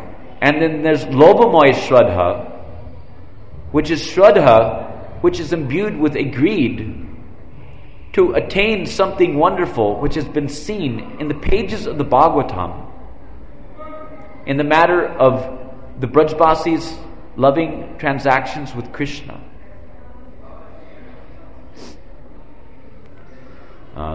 This Lobhamoy Shraddha, which is based on attraction. Rag means attraction. So Rag Bhakti is the scientific it's the scientific approach to Krishna on the basis of attraction. To be attracted to Krishna. But the question is, in which way are we attracted? Are we attracted to are we seeing Krishna as a sugar daddy, which is a kind of sucker, lollipop, which is meant for our own enjoyment, kind of like kubja? Or are we attracted, to Krishna? Is that attractiveness of Krishna seen as the inspirational cause of our desire to satisfy his senses in one of the 5 primary rasas of Braja? So there's necessity to understand the purification of rag, in order to actually attain the transcendental position of being able to associate with Krishna on the basis of Braja Bhakti. So, and then there's congregational chanting of the holy name. Last but not least, please. As a matter of fact, it is described that of these 5 angas, associating with devotees, worshipping the deity, hearing Srimad Bhagavatam, living in the Dham, and chanting congregationally chanting the holy name. Of these 5 angas, the most prominent and most important is Sankirtan Yajna. No other anga of devotional service is in Kali Yuga is very effective without the performance of Sankirtan Yajna. So it is most important for us to understand the necessity to regularly and as much as possible engage ourselves in the performance of Harinam Sankirtan and in the performance of book distribution and in the which is an extension of the principle of Harinam Sankirtan, because after all, Nam includes Rupa, Guna, Lila, Dham, etc. Nam includes everything. Nam is everything. And if we don't understand that, then we're not understanding what is Krishna consciousness. Nam is everything. But to help us to understand the transcendental features of Nam, there's necessity to hear from the pages of Srimad Bhagavatam about Krishna's guna, Rupa, Guna, Lila, Dham, etc., so that we can get a foothold in the understanding of the actual transcendental attributes of Nam, so that gradually, when we will begin to awaken our true perception of the reality of Nam, we may, let's say, have, the words of our acharyas, etc., to, let's say, compare in order to, ascertain the validity of our, progressive realizations. So we can recognize the actual spiritual nature of the attributes of Nam in the matter of progressive realization of Rupa, Guna, Lila, Dham, etc. So, in any case, the point we're discussing here is that there are various angas of Vaidhi Bhakti. However, normally Vaidhi Bhakti will be seen as as we were discussing, normally Vaidhi Bhakti will be seen as a type of devotion which is prompted by a sense of duty boundedness. However, here is a very interesting point. He says that we must note that devotional service on the path of Vaidhi Bhakti, this is with reference to these angas that we've just discussed, inspired or prompted by lobha, is actually ragmarg, please. Try to understand this point. This is a very, very sanguine point. Devotional service which is prompted, or you can say devotional service on the path of Vaidhi Bhakti, which is inspired by lobha, is actually Rag Bhakti. It is not Vaidhi Bhakti at all, although it may look like Vaidhi Bhakti. The only difference between the external cultivation of Vaidhi Bhakti and the external, let's say, externally manifest activities which are being discussed here on the Ragmarg, the only difference is the impetus. It is not that Prabhupada has given us Vaidhi Bhakti and that's the process that we're supposed to follow, and that by following Vaidhi Bhakti that we will get everything. No, that is a misunderstanding. It's a misconception. Prabhupada has given us Vaidhi Bhakti with the expectation, because What is the Vaidhi Bhakti? It is a regulated process which has been ordained by the order of Guru. In other words, there may be many activities of Vaidhi Bhakti, but which are given in the scriptures. But the Guru, he chooses to engage his disciples in accordance with what he sees to be the essential elements in the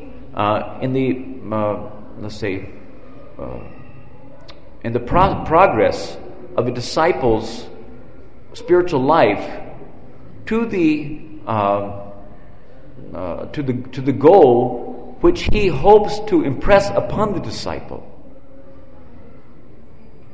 The spiritual master wants to impress upon the disciple that this is the goal of your life. That's why he says in his purport to Manmana Bhavaman Bhakto in the 18th chapter of Bhagavad Gita that one should concentrate his mind on the original form of Krishna, the beautiful boy, bluish boy, with 2 arms, playing a flute, with peacock feather in his hair, etc., and not divert one's attention to even any other form of Godhead. There are multi-forms of Godhead, such as Varaha,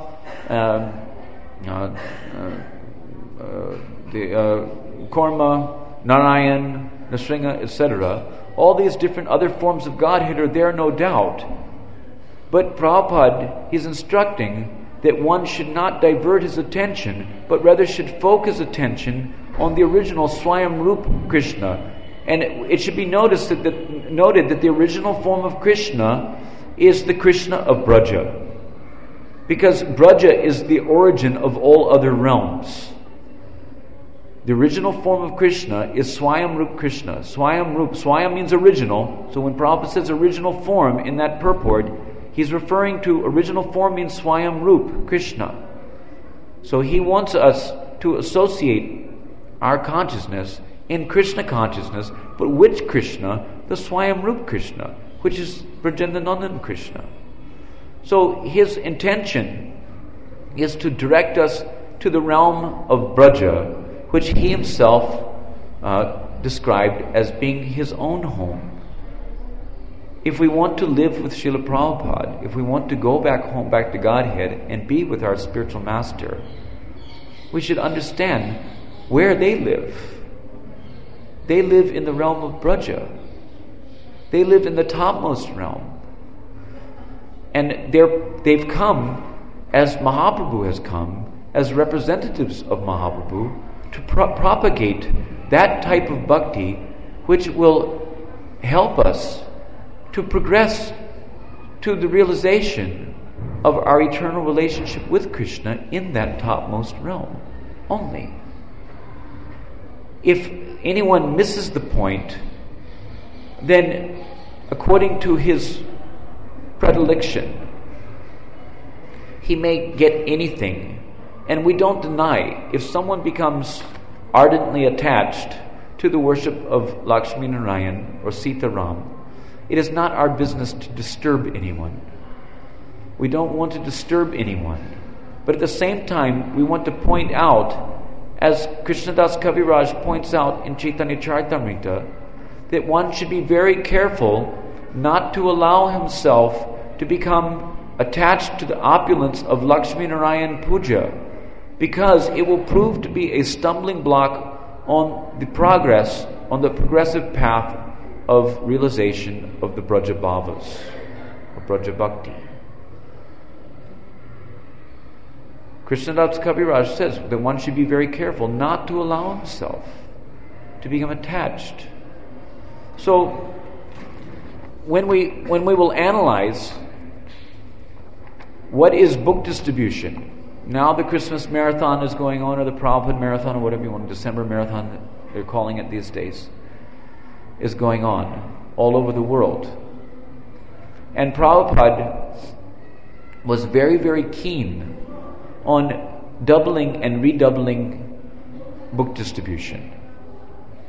However, we should understand, because some people, they want to say that just work hard, put your nose to the grindstone, and just do what you're supposed to do. And that will be sufficient. But we have to see that there's a quality. It's not what we do, but it's the consciousness with which we do something, which is more important, most important. The consciousness is important, not so much the activity. Just like Kubja is embracing Krishna, and the queens are embracing Krishna, and the gopis are embracing Krishna. But there's a vast distinction in the consciousness behind them. So it's important for us to inquire deeply into the subject matter, in order for us to understand book distribution, or chanting the holy name of Krishna, Harinam Sankirtan, or performing deity worship, or living in Vrindavan, or associating with devotees, or hearing Srimad Bhagavatam. If we understand that these activities are meant to help to promote us to the realm of Braja, and if we have, by the grace of our Guru, developed an attraction by the mercy of the Bhagavatam, have become attracted to that realm with a hope of attaining that realm somehow or other, and begging and crying at the feet of our Guru with the hope of attaining that realm, then we should know that this book distribution is meant for us.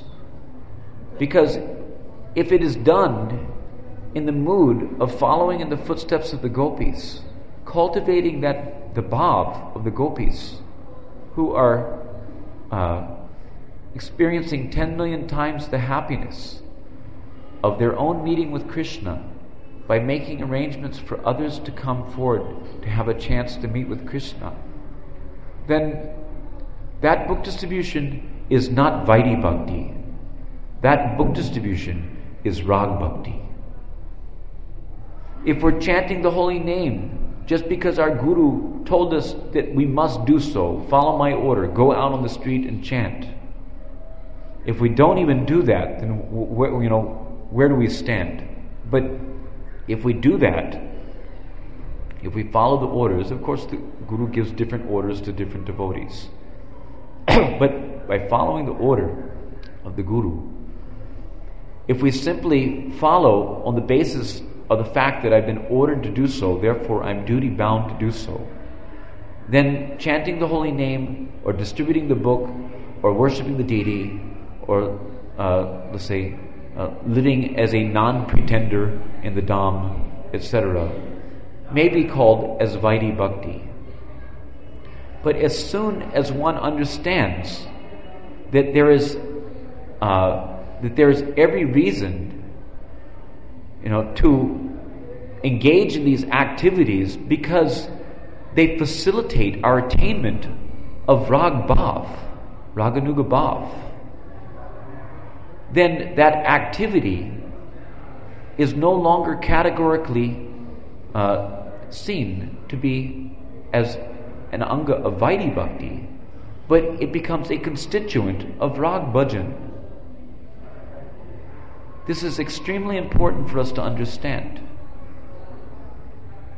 There's no reason in the world why any of us, upon hearing about the beautiful activities of Krishna with his devotees in the realm of Braja, there's no reason in the world why we could not become attracted. Why that hope to gain to achieve the impossible dream, that hope cannot be awakened in our heart. It is expected that it must be awakened in your heart. Because within the heart of every jiva is the inherent capacity for Braja Bhakti. Within the heart of every one of us. According to Bhaktivinoda Thakur, as we read last class from Sri Krishna Samhita, he says that every living entity has the eligibility to realize the mood of Braja. So every living entity. So it is within us also. Why are we here anyway? Are we here just so we can gratify our tongue, belly, and genitals? Or are we here because we saw something beautiful about Krishna, in spite of the fact that we still have baser, let's say, material tendencies? Who in this material body doesn't have some need for sense gratification? As long as we have this material body, some sense gratification is required. Because otherwise, if we stop all sense gratification, of course, it should be, regulated sense gratification.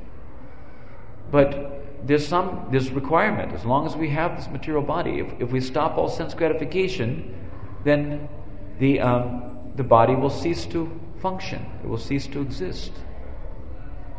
This body is based on the principle of sense gratification.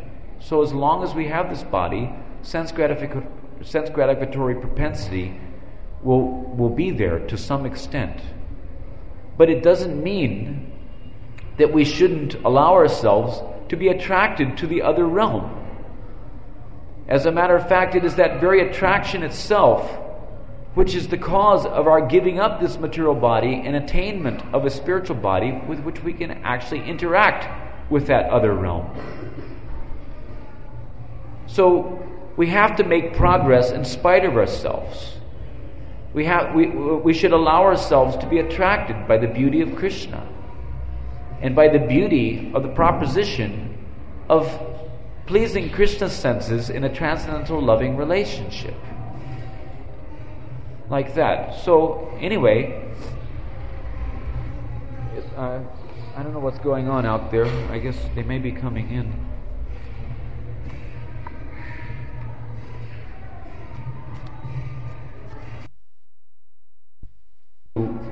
Better than Ram Roy did yesterday. Should I read a little more? There's some very good discussion here. Or I could save it for another class, but seize the opportunity while it's still here, I guess. Huh?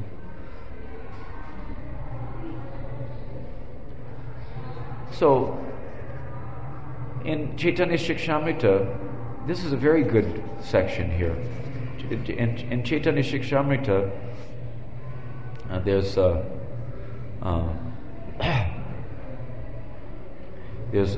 delineation of the gradation of living entities from the basest, let's say atheistic class to the topmost. So he's just finished the discussion on Vaidhi Bhakti, those who are having the eligibility for Vaidhi Bhakti, and now he's discussing the importance, or in the chapter of Rag Bhakti, Raganuga Bhakti, he's discussing the interrelationship between Vaidhi and Rag in the beginning, which is a very important discussion. So he goes on. I'll just read, and as I see fit, I'll try to make some comment on these things. There's another type of sadhana bhakti besides Vaidhi Bhakti. It is called Raganuga Bhakti.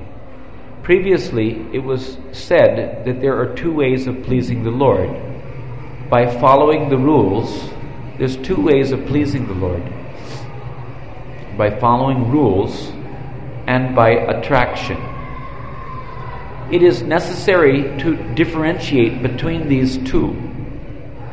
That system of worship of the Lord that is executed through a sense of duty is called Vaidhi Bhakti.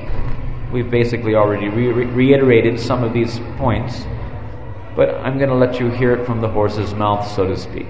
This is Bhaktivinoda Thakur's delineation on the subject matter. That system of worship that is executed through a sense of duty is called Vaidhi Bhakti. Rules that are executed through consideration of a sense of duty are called Vidhi. This is a wonderful explanation, so open your ears wide, please. The tendency that operates through a natural taste is called rag. To be completely and spontaneously absorbed in some object is called rag. So someone might think, well, I'm not completely and spontaneously absorbed, in some object, so I cannot possibly be having rag. So therefore, I don't even want to hear a discussion about rag bhakti. So this type of let's say apprehension, let's say, is based on a poor fund of knowledge. Bhaktivinoda Thakur is now going to describe the distinction between rag atmika, one who has rag in his atma, and rag anuga, or one who is qualified to follow the rag, path of rag bhajan, follow the rag of the ragatmikas. So he's going to get into this a little bit, and it's very eye-opening. The object pursued by rag is called the desired object. It involves desire. As Prabhupada said, by desire we come to this material world, and by desire we get out. What we desire, basically, as it is said, man is the architect of his own destiny, or sometimes Prabhupada would say that man is the architect of his own misfortune, or sometimes it is said that man is the architect of his own fortune, good fortune. So according to what you desire, Prabhupada said that Vrindavan is like a desire tree, that as you desire, so shall you reap. As you desire, so you should be very careful what you desire in Vrindavan, especially. In the activities of rag, there is no necessity of consideration or deliberation of what to do or what not to do. Rag is a natural propensity. So please understand that actually at this point we're discussing ragatmika bhakti. In raganuga bhakti, there is still, to some extent, because that is a sadhana, which is done in the stage of bondage, please. So that sadhana, practice of devotional service, prompted by lobha, with the hope of attaining the realm of Braja, following in the footsteps or augmenting the mood of a Brajvasi, say that practice is still in the stage of bondage. So therefore, there's necessity to consider, to make sure that we're not again resorting to material contamination, etc., because we're still in the inky atmosphere, so to speak. So there's still necessity to drive out the ink. because as in previous classes we've mentioned that anartana vritti goes all the way up to the point where one gets the spiritual body. If one does not have a spiritual body, whether he's a sadhaka or a siddha, whether he is having nishta, ruchi, asakti, bhava, or prema, if he doesn't have a spiritual body, a devotee should know that there's necessity for anartana vritti. There's some really heavy dust coming in the air. Anyhow,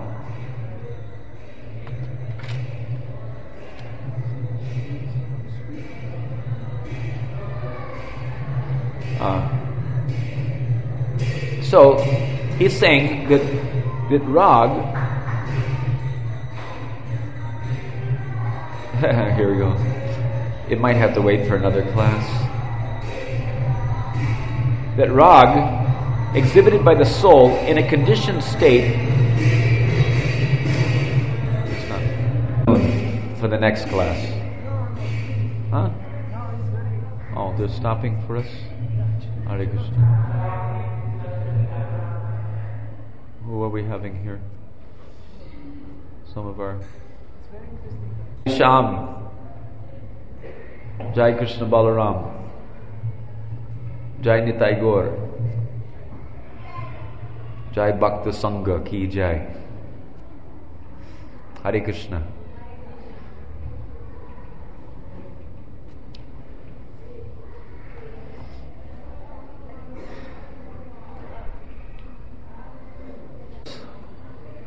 Just for a few more minutes.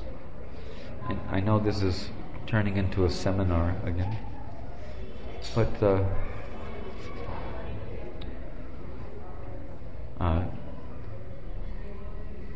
here it is mentioned, Bhaktivinoda Thakur is mentioning that rag is a natural propensity of the soul.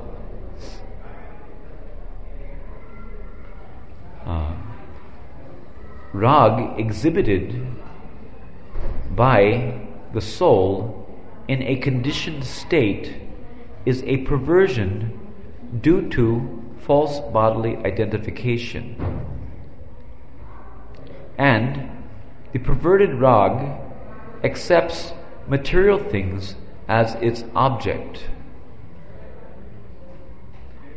Directing this rag toward flowers, food, drink, intoxicants, clothing, shelter, or lover, the living entities end up in a world of illusions.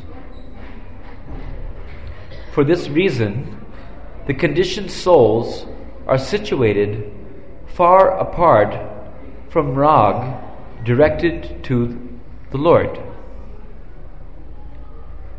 Since bhakti instigated by rag is therefore very rare, it is necessary to consider carefully what is beneficial and detrimental in worshipping the Lord. From this consideration arises rules or vidhi. The rules monitor the state of rag. This is a very interesting point. What is the purpose of Vaidhi Bhakti? Because we've just previously read from Ragvartma Chandrika, where Vishwanath Chakravarti Thakur has mentioned that devotional service in the Vaidhi Marg, which is prompted by Lobha, is not Vaidhi Bhakti, but is rather Rag Bhakti. When devotional service is prompted, any devotional service, there are 9 angas of devotional service we were just previously describing. So, when any of these devotional practices, hearing about Krishna, chanting about Krishna, or even distributing Krishna's books, or dressing the deity, or Dham Vas, or Sankirtan, etc. All these activities, they may be seen as constituents of Vaidhi Bhakti, or they may be seen as constituents of Rag Bhakti. It's not a matter of what is being done, but it's a matter of the consciousness or the inspiration, the impetus behind the activity. So here Bhaktivinoda Thakur is describing that because in the material world the rag or attachment, because rag means attachment, so the rag has been misdirected toward material things. The object of rag has been misidentified. Every living entity coming in this material world is suffering from a kind of identity crisis. And that identity crisis has basically two psychological departments. The first is how I see myself, how I identify myself. And the second is how I identify the objects of the world around me. If someone is misidentifying himself as the enjoyer and as Purusha, if one thinks that I'm Purusha, Aham Ishwar, Aham Bhogi, etc. If one thinks that I am the Bhogi, I am the Bhokta, then naturally he misidentifies the objects around him in the world. He misidentifies the things of this world as the objects of his enjoyment. So, Bhaktivinoda Thakur here will describe how it is that the rag of a conditioned soul, which is misdirected, the attachment is misdirected on account of misunderstanding what is subject and what is object. There's an object and there's a subject. The object is for the pleasure of the subject. So, who is the subject and who is the object, or what is the object, has to be understood clearly before anyone can resort to the natural propensity of rag in relationship to Godhead or Krishna. Otherwise, as long as that identity crisis persists, there's no chance of anyone being extricated from the inordinate rag of conditional consciousness, of a conditioned soul. So, therefore, in the beginning, there's need for the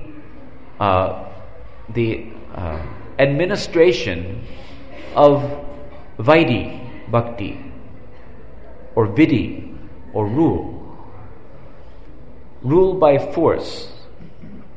Rule with, let's say, the force of the impressed understanding that we are duty bound. We must follow this rule. If you don't follow this rule, you'll go to hell. So this type of fear generates, the impetus to follow the rule. But as we will read, you'll find it very interesting. What is the rule? What is vidhi? As Bhaktivinoda Thakur, he will say that rule is simply the will of God. So, the consideration, he's saying, that it is necessary to carefully consider what is beneficial and detrimental in the matter of worshipping Krishna.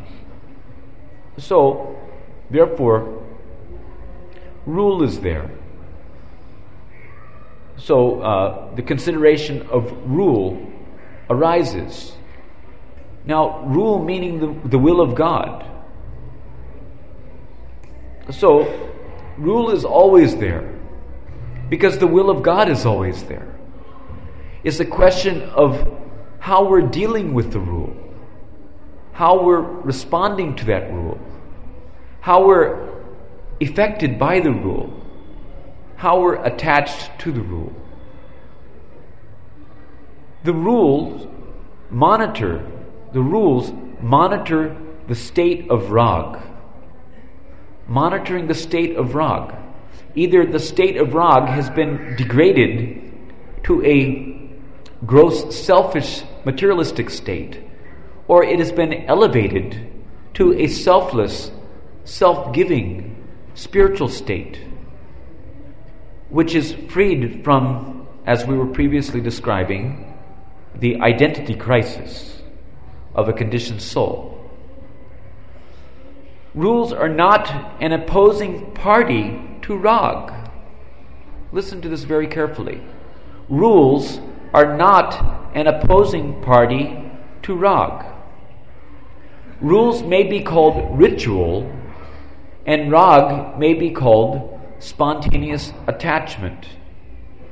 Though they are different conceptions, in the pure state, they are one. Rules in their pure state are assistants to rag. This is very important to understand. Rules such as hear about Krishna, that is a rule. Chant about Krishna, that is a rule. Or worship the deity, that is a rule. That this is to be done, this is not to be done. Anukulasya sankalpa, patikulasya varjanam. What is to be done, what is not to be done, in the matter of sharanagati, or surrender to Krishna, Krishna's will, Krishna's rule. So, rules in their pure state are assistants to rag. Pure rag follows the rules. Pure rag doesn't deviate from the will of God. Pure rag follows the rules, which are the will of the Lord. For the Lord, rules predominate. In other words, for the Lord, His will is the predominating principle. And for the jivas, rag predominates. Rag means attachment.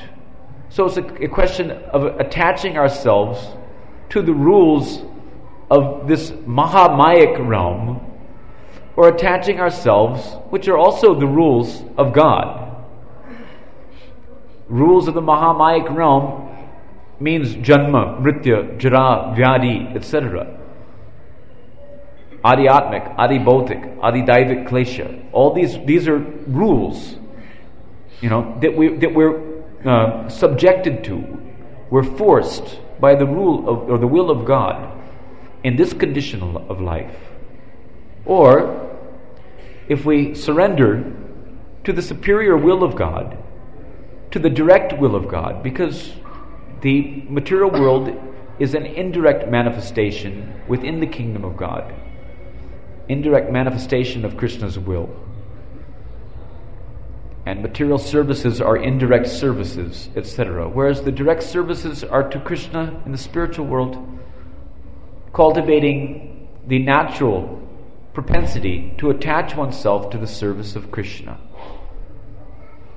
In rag, the natural rag of the jiva. So for the jiva, rag predominates. The opposition of rag and vidhi seen in the material world is due to the unhealthy condition of rag.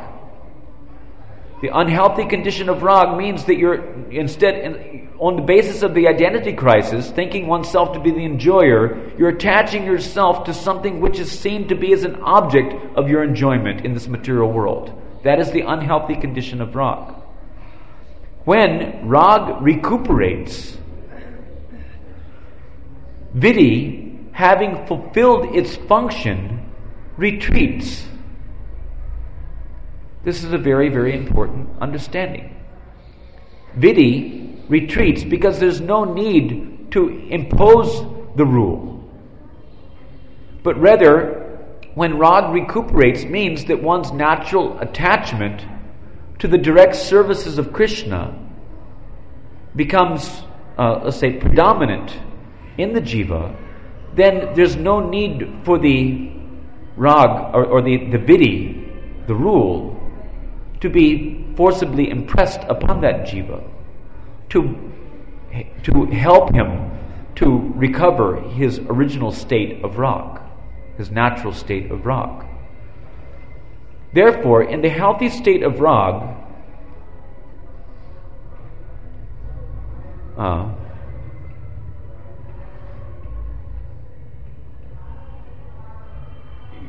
where is it? He says that therefore, in the healthy state, there should be a comma here. In the healthy state, rag predominates for the jiva on account of the fact that when the rag is recuperated, that the vidhis retreat. As much as rag for material things leads to degradation, so rag for the Lord becomes the highest condition of existence. The relation of rag with vidhi is like the relation of body to medicine. Rag has many functions, but vidhi's function is to protect and nourish rag. When rag is thoroughly nourished, it does not depend on vidhi any longer. But it should be understood that rag may only be considered to be thoroughly nourished when one is ragatmika. When there's a question of practice to come to the perfectional stage, as Bhakti Rasamrita Sindhu delineates two categorical paths of devotional practice, sadhana, Vaidhi sadhana and Raganuga sadhana. So, in either case, because it is not the perfectional stage, it may not be said that rag is thoroughly nourished. So even in the Raganuga sadhana, it may be said that there is some dependence on vidhi. It is not that one who is progressing on the path of Raganuga bhakti, that he is completely, let's say, indifferent to the vidhis, but rather he understands that the vidhi or the rule is meant to assist him in his culture of the pure rag. It's meant to help him so that he does not again resort to materially contaminated life, etc. Because we've turned our face from Krishna, come to this material world, and in the materially contaminated state, we're attempting to go back toward Krishna, but it's very easy for us again to resort to the asura bhava. Because practically speaking, everyone in this material world is an asura. Whether he's sura or asura, he's basically an asura.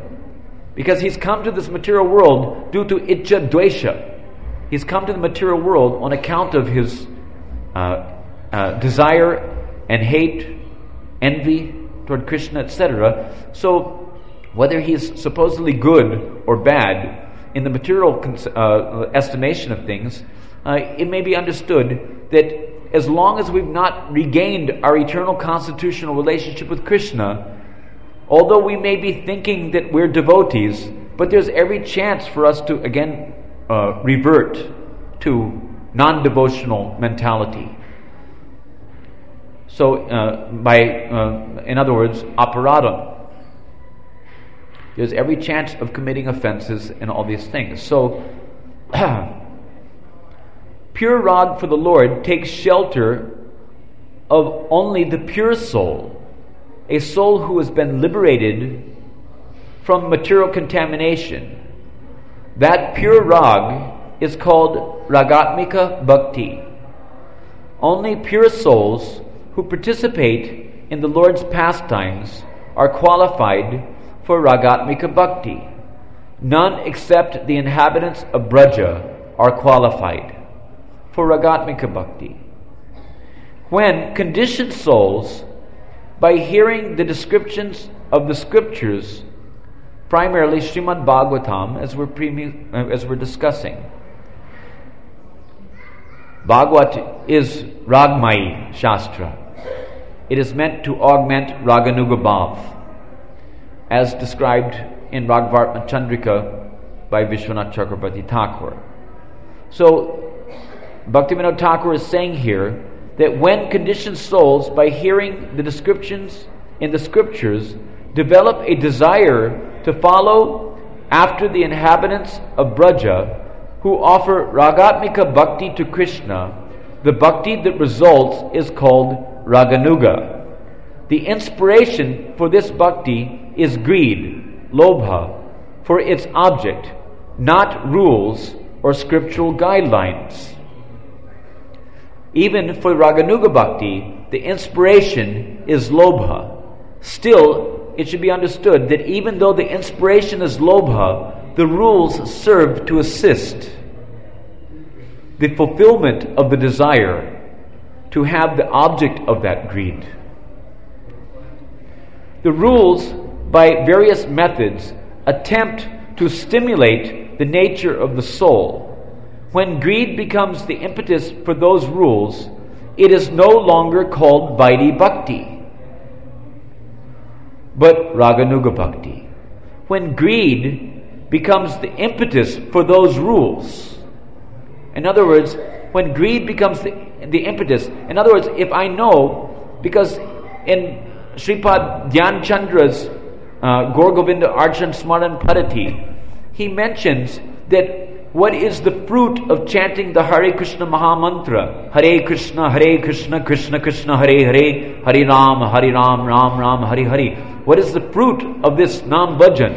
It is the attainment of Brajadam. The fruit of chanting Hare Krishna Mahamantra is the attainment of the realm of Braja. In Chaitanya Charitamrita, Krishnadas Kaviraj Goswami says that by Vaidhi Bhakti alone, one cannot attain the realm of Braja, but will be relegated to the realm of Vaikuntha. So, if the fruit of chanting Hare Krishna Mahamantra is the attainment of Braja, then we have to understand that this chanting of the Hare Krishna Mahamantra is an anga, or is a constituent of Rag Bhajan. If our chanting is prompted by a greed to attain that realm. Otherwise, our chanting of Hare Krishna Mahamantra can lead to Vaikuntha. Just as the Archana process of deity worship, Bhaktivinoda Thakur says that we may be living in Brajadam, this Brajabhumi. We may be worshipping the Radha Krishna Vigraha. But if we're not worshipping in terms of our Bhuta Shuddhi, Antaras Chinta Siddhadeha, the Braja Sarup, then our worship will not yield the effect of attainment of the eternal services, intimate services of Radha and Krishna in the realm of Braja, but we will rather attain the realm of Dwarka as an associate or maidservant of Rukmini or Satyabhama, or we may attain the realm of the worship of Radha and Krishna in the Vaikuntha Vrindavan of Golok Dham, where Radha and Krishna are worshipped in reverential devotion, in majesty, etc. Or we may attain the realm of Lakshmi Narayan in the Vaikunthas by worshipping. Even we may be physically present within Brajadam, but if we're not having the desire to awaken our natural, let's say, Braja Sarup or Braja Bhava, then that chanting or that worship or that any devotional service or book distribution or whatever it may be, it will not be categorically seen to be as a constituent of Rag Bhakti, but rather Vaidhi Bhakti. So it is important here that we understand the relationship that Vaidhi or rule, Vidhi or rule, has with the progress of the attainment of Ragatmika Bhakti. Via media, the system of following in the footsteps of the Brajvasis, Ragatmika Bhakti. Thus, there are two types of sadhana: sadhana bhakti, Vaidhi and Raganuga. Vaidhi sadhana was discussed previously. Now Raganuga will be discussed. That person who becomes greedy to attain the emotional state which the Ragatmika devotees serve Krishna, in which the Ragatmika devotees serve Krishna, is qualified for Raganuga Bhakti. Raganuga Bhakti includes all the same angas as Vaidhi Bhakti. But the devotee of Raganuga Bhakti performs those activities with a spontaneous mood rather than by force of rule or duty boundedness. The conditioned soul living in this world must necessarily carry out physical, mental, and social activities to maintain his body. Those rules mentioned in the discussion of Vaidhi Bhakti, which serve to keep the devotee on the path of devotion and prevent him from becoming materially contaminated, must also be followed by the practitioners of Raganuga Bhakti. The same rules, the same principles. Rules means principles. So, it is not that those who are inspired, with the hope, with a covetousness to attain the eternal loving service of the divine couple in Braja, that they have no relationship with Vidhi. Until we come to the stage of absolute perfection, there's necessity to adhere to the Vidhis. But our adherence to the Vidhis will be prompted by the desire to attain Radha and Krishna in Braja, not simply on the basis of a fearful duty boundedness. That's the only distinction. So, of course, there are other aspects of Rag Bhajan in the matter of cultivating the internal Braja Sarup, the contemplation of the Siddhadeha, etc., is also part of the system. And as Bhaktivinoda Thakur presents in Jaiva Dharma, there are two processes of Rag Bhajan. One process is Antaranga process, the other process is Bahiranga. So, of course, we don't have time to get into much of a discussion concerning all these things. But I thought that this discussion may be useful in helping us to understand what it is that Srila Prabhupada, what it is that our Acharya Parampara, and what it is that Bhaktisiddhanta Saraswati Thakur is actually endeavoring to give us.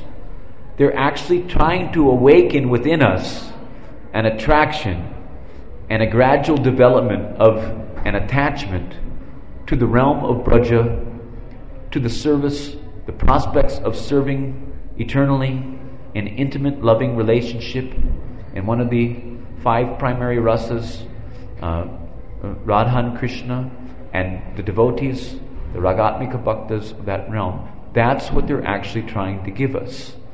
And it's necessary for us, even at the onset of our cultivation of preliminary, rudimentary devotional service, it's necessary for us to understand that goal. It is necessary to understand the principles of Sambandha Tattva Gyan, Abhideya Tattva Gyan, and Prayojan Tattva in order for us to make scientific progress to the perfectional stage which is desired for us by our acharyas. So, on that note, thank you very much. Hare Krishna. Grantaraj Srimad Bhagavatam ki jai. Ananta Koti Vaishnava Vrinda ki jai. Gaur Bhakta Vrinda ki jai.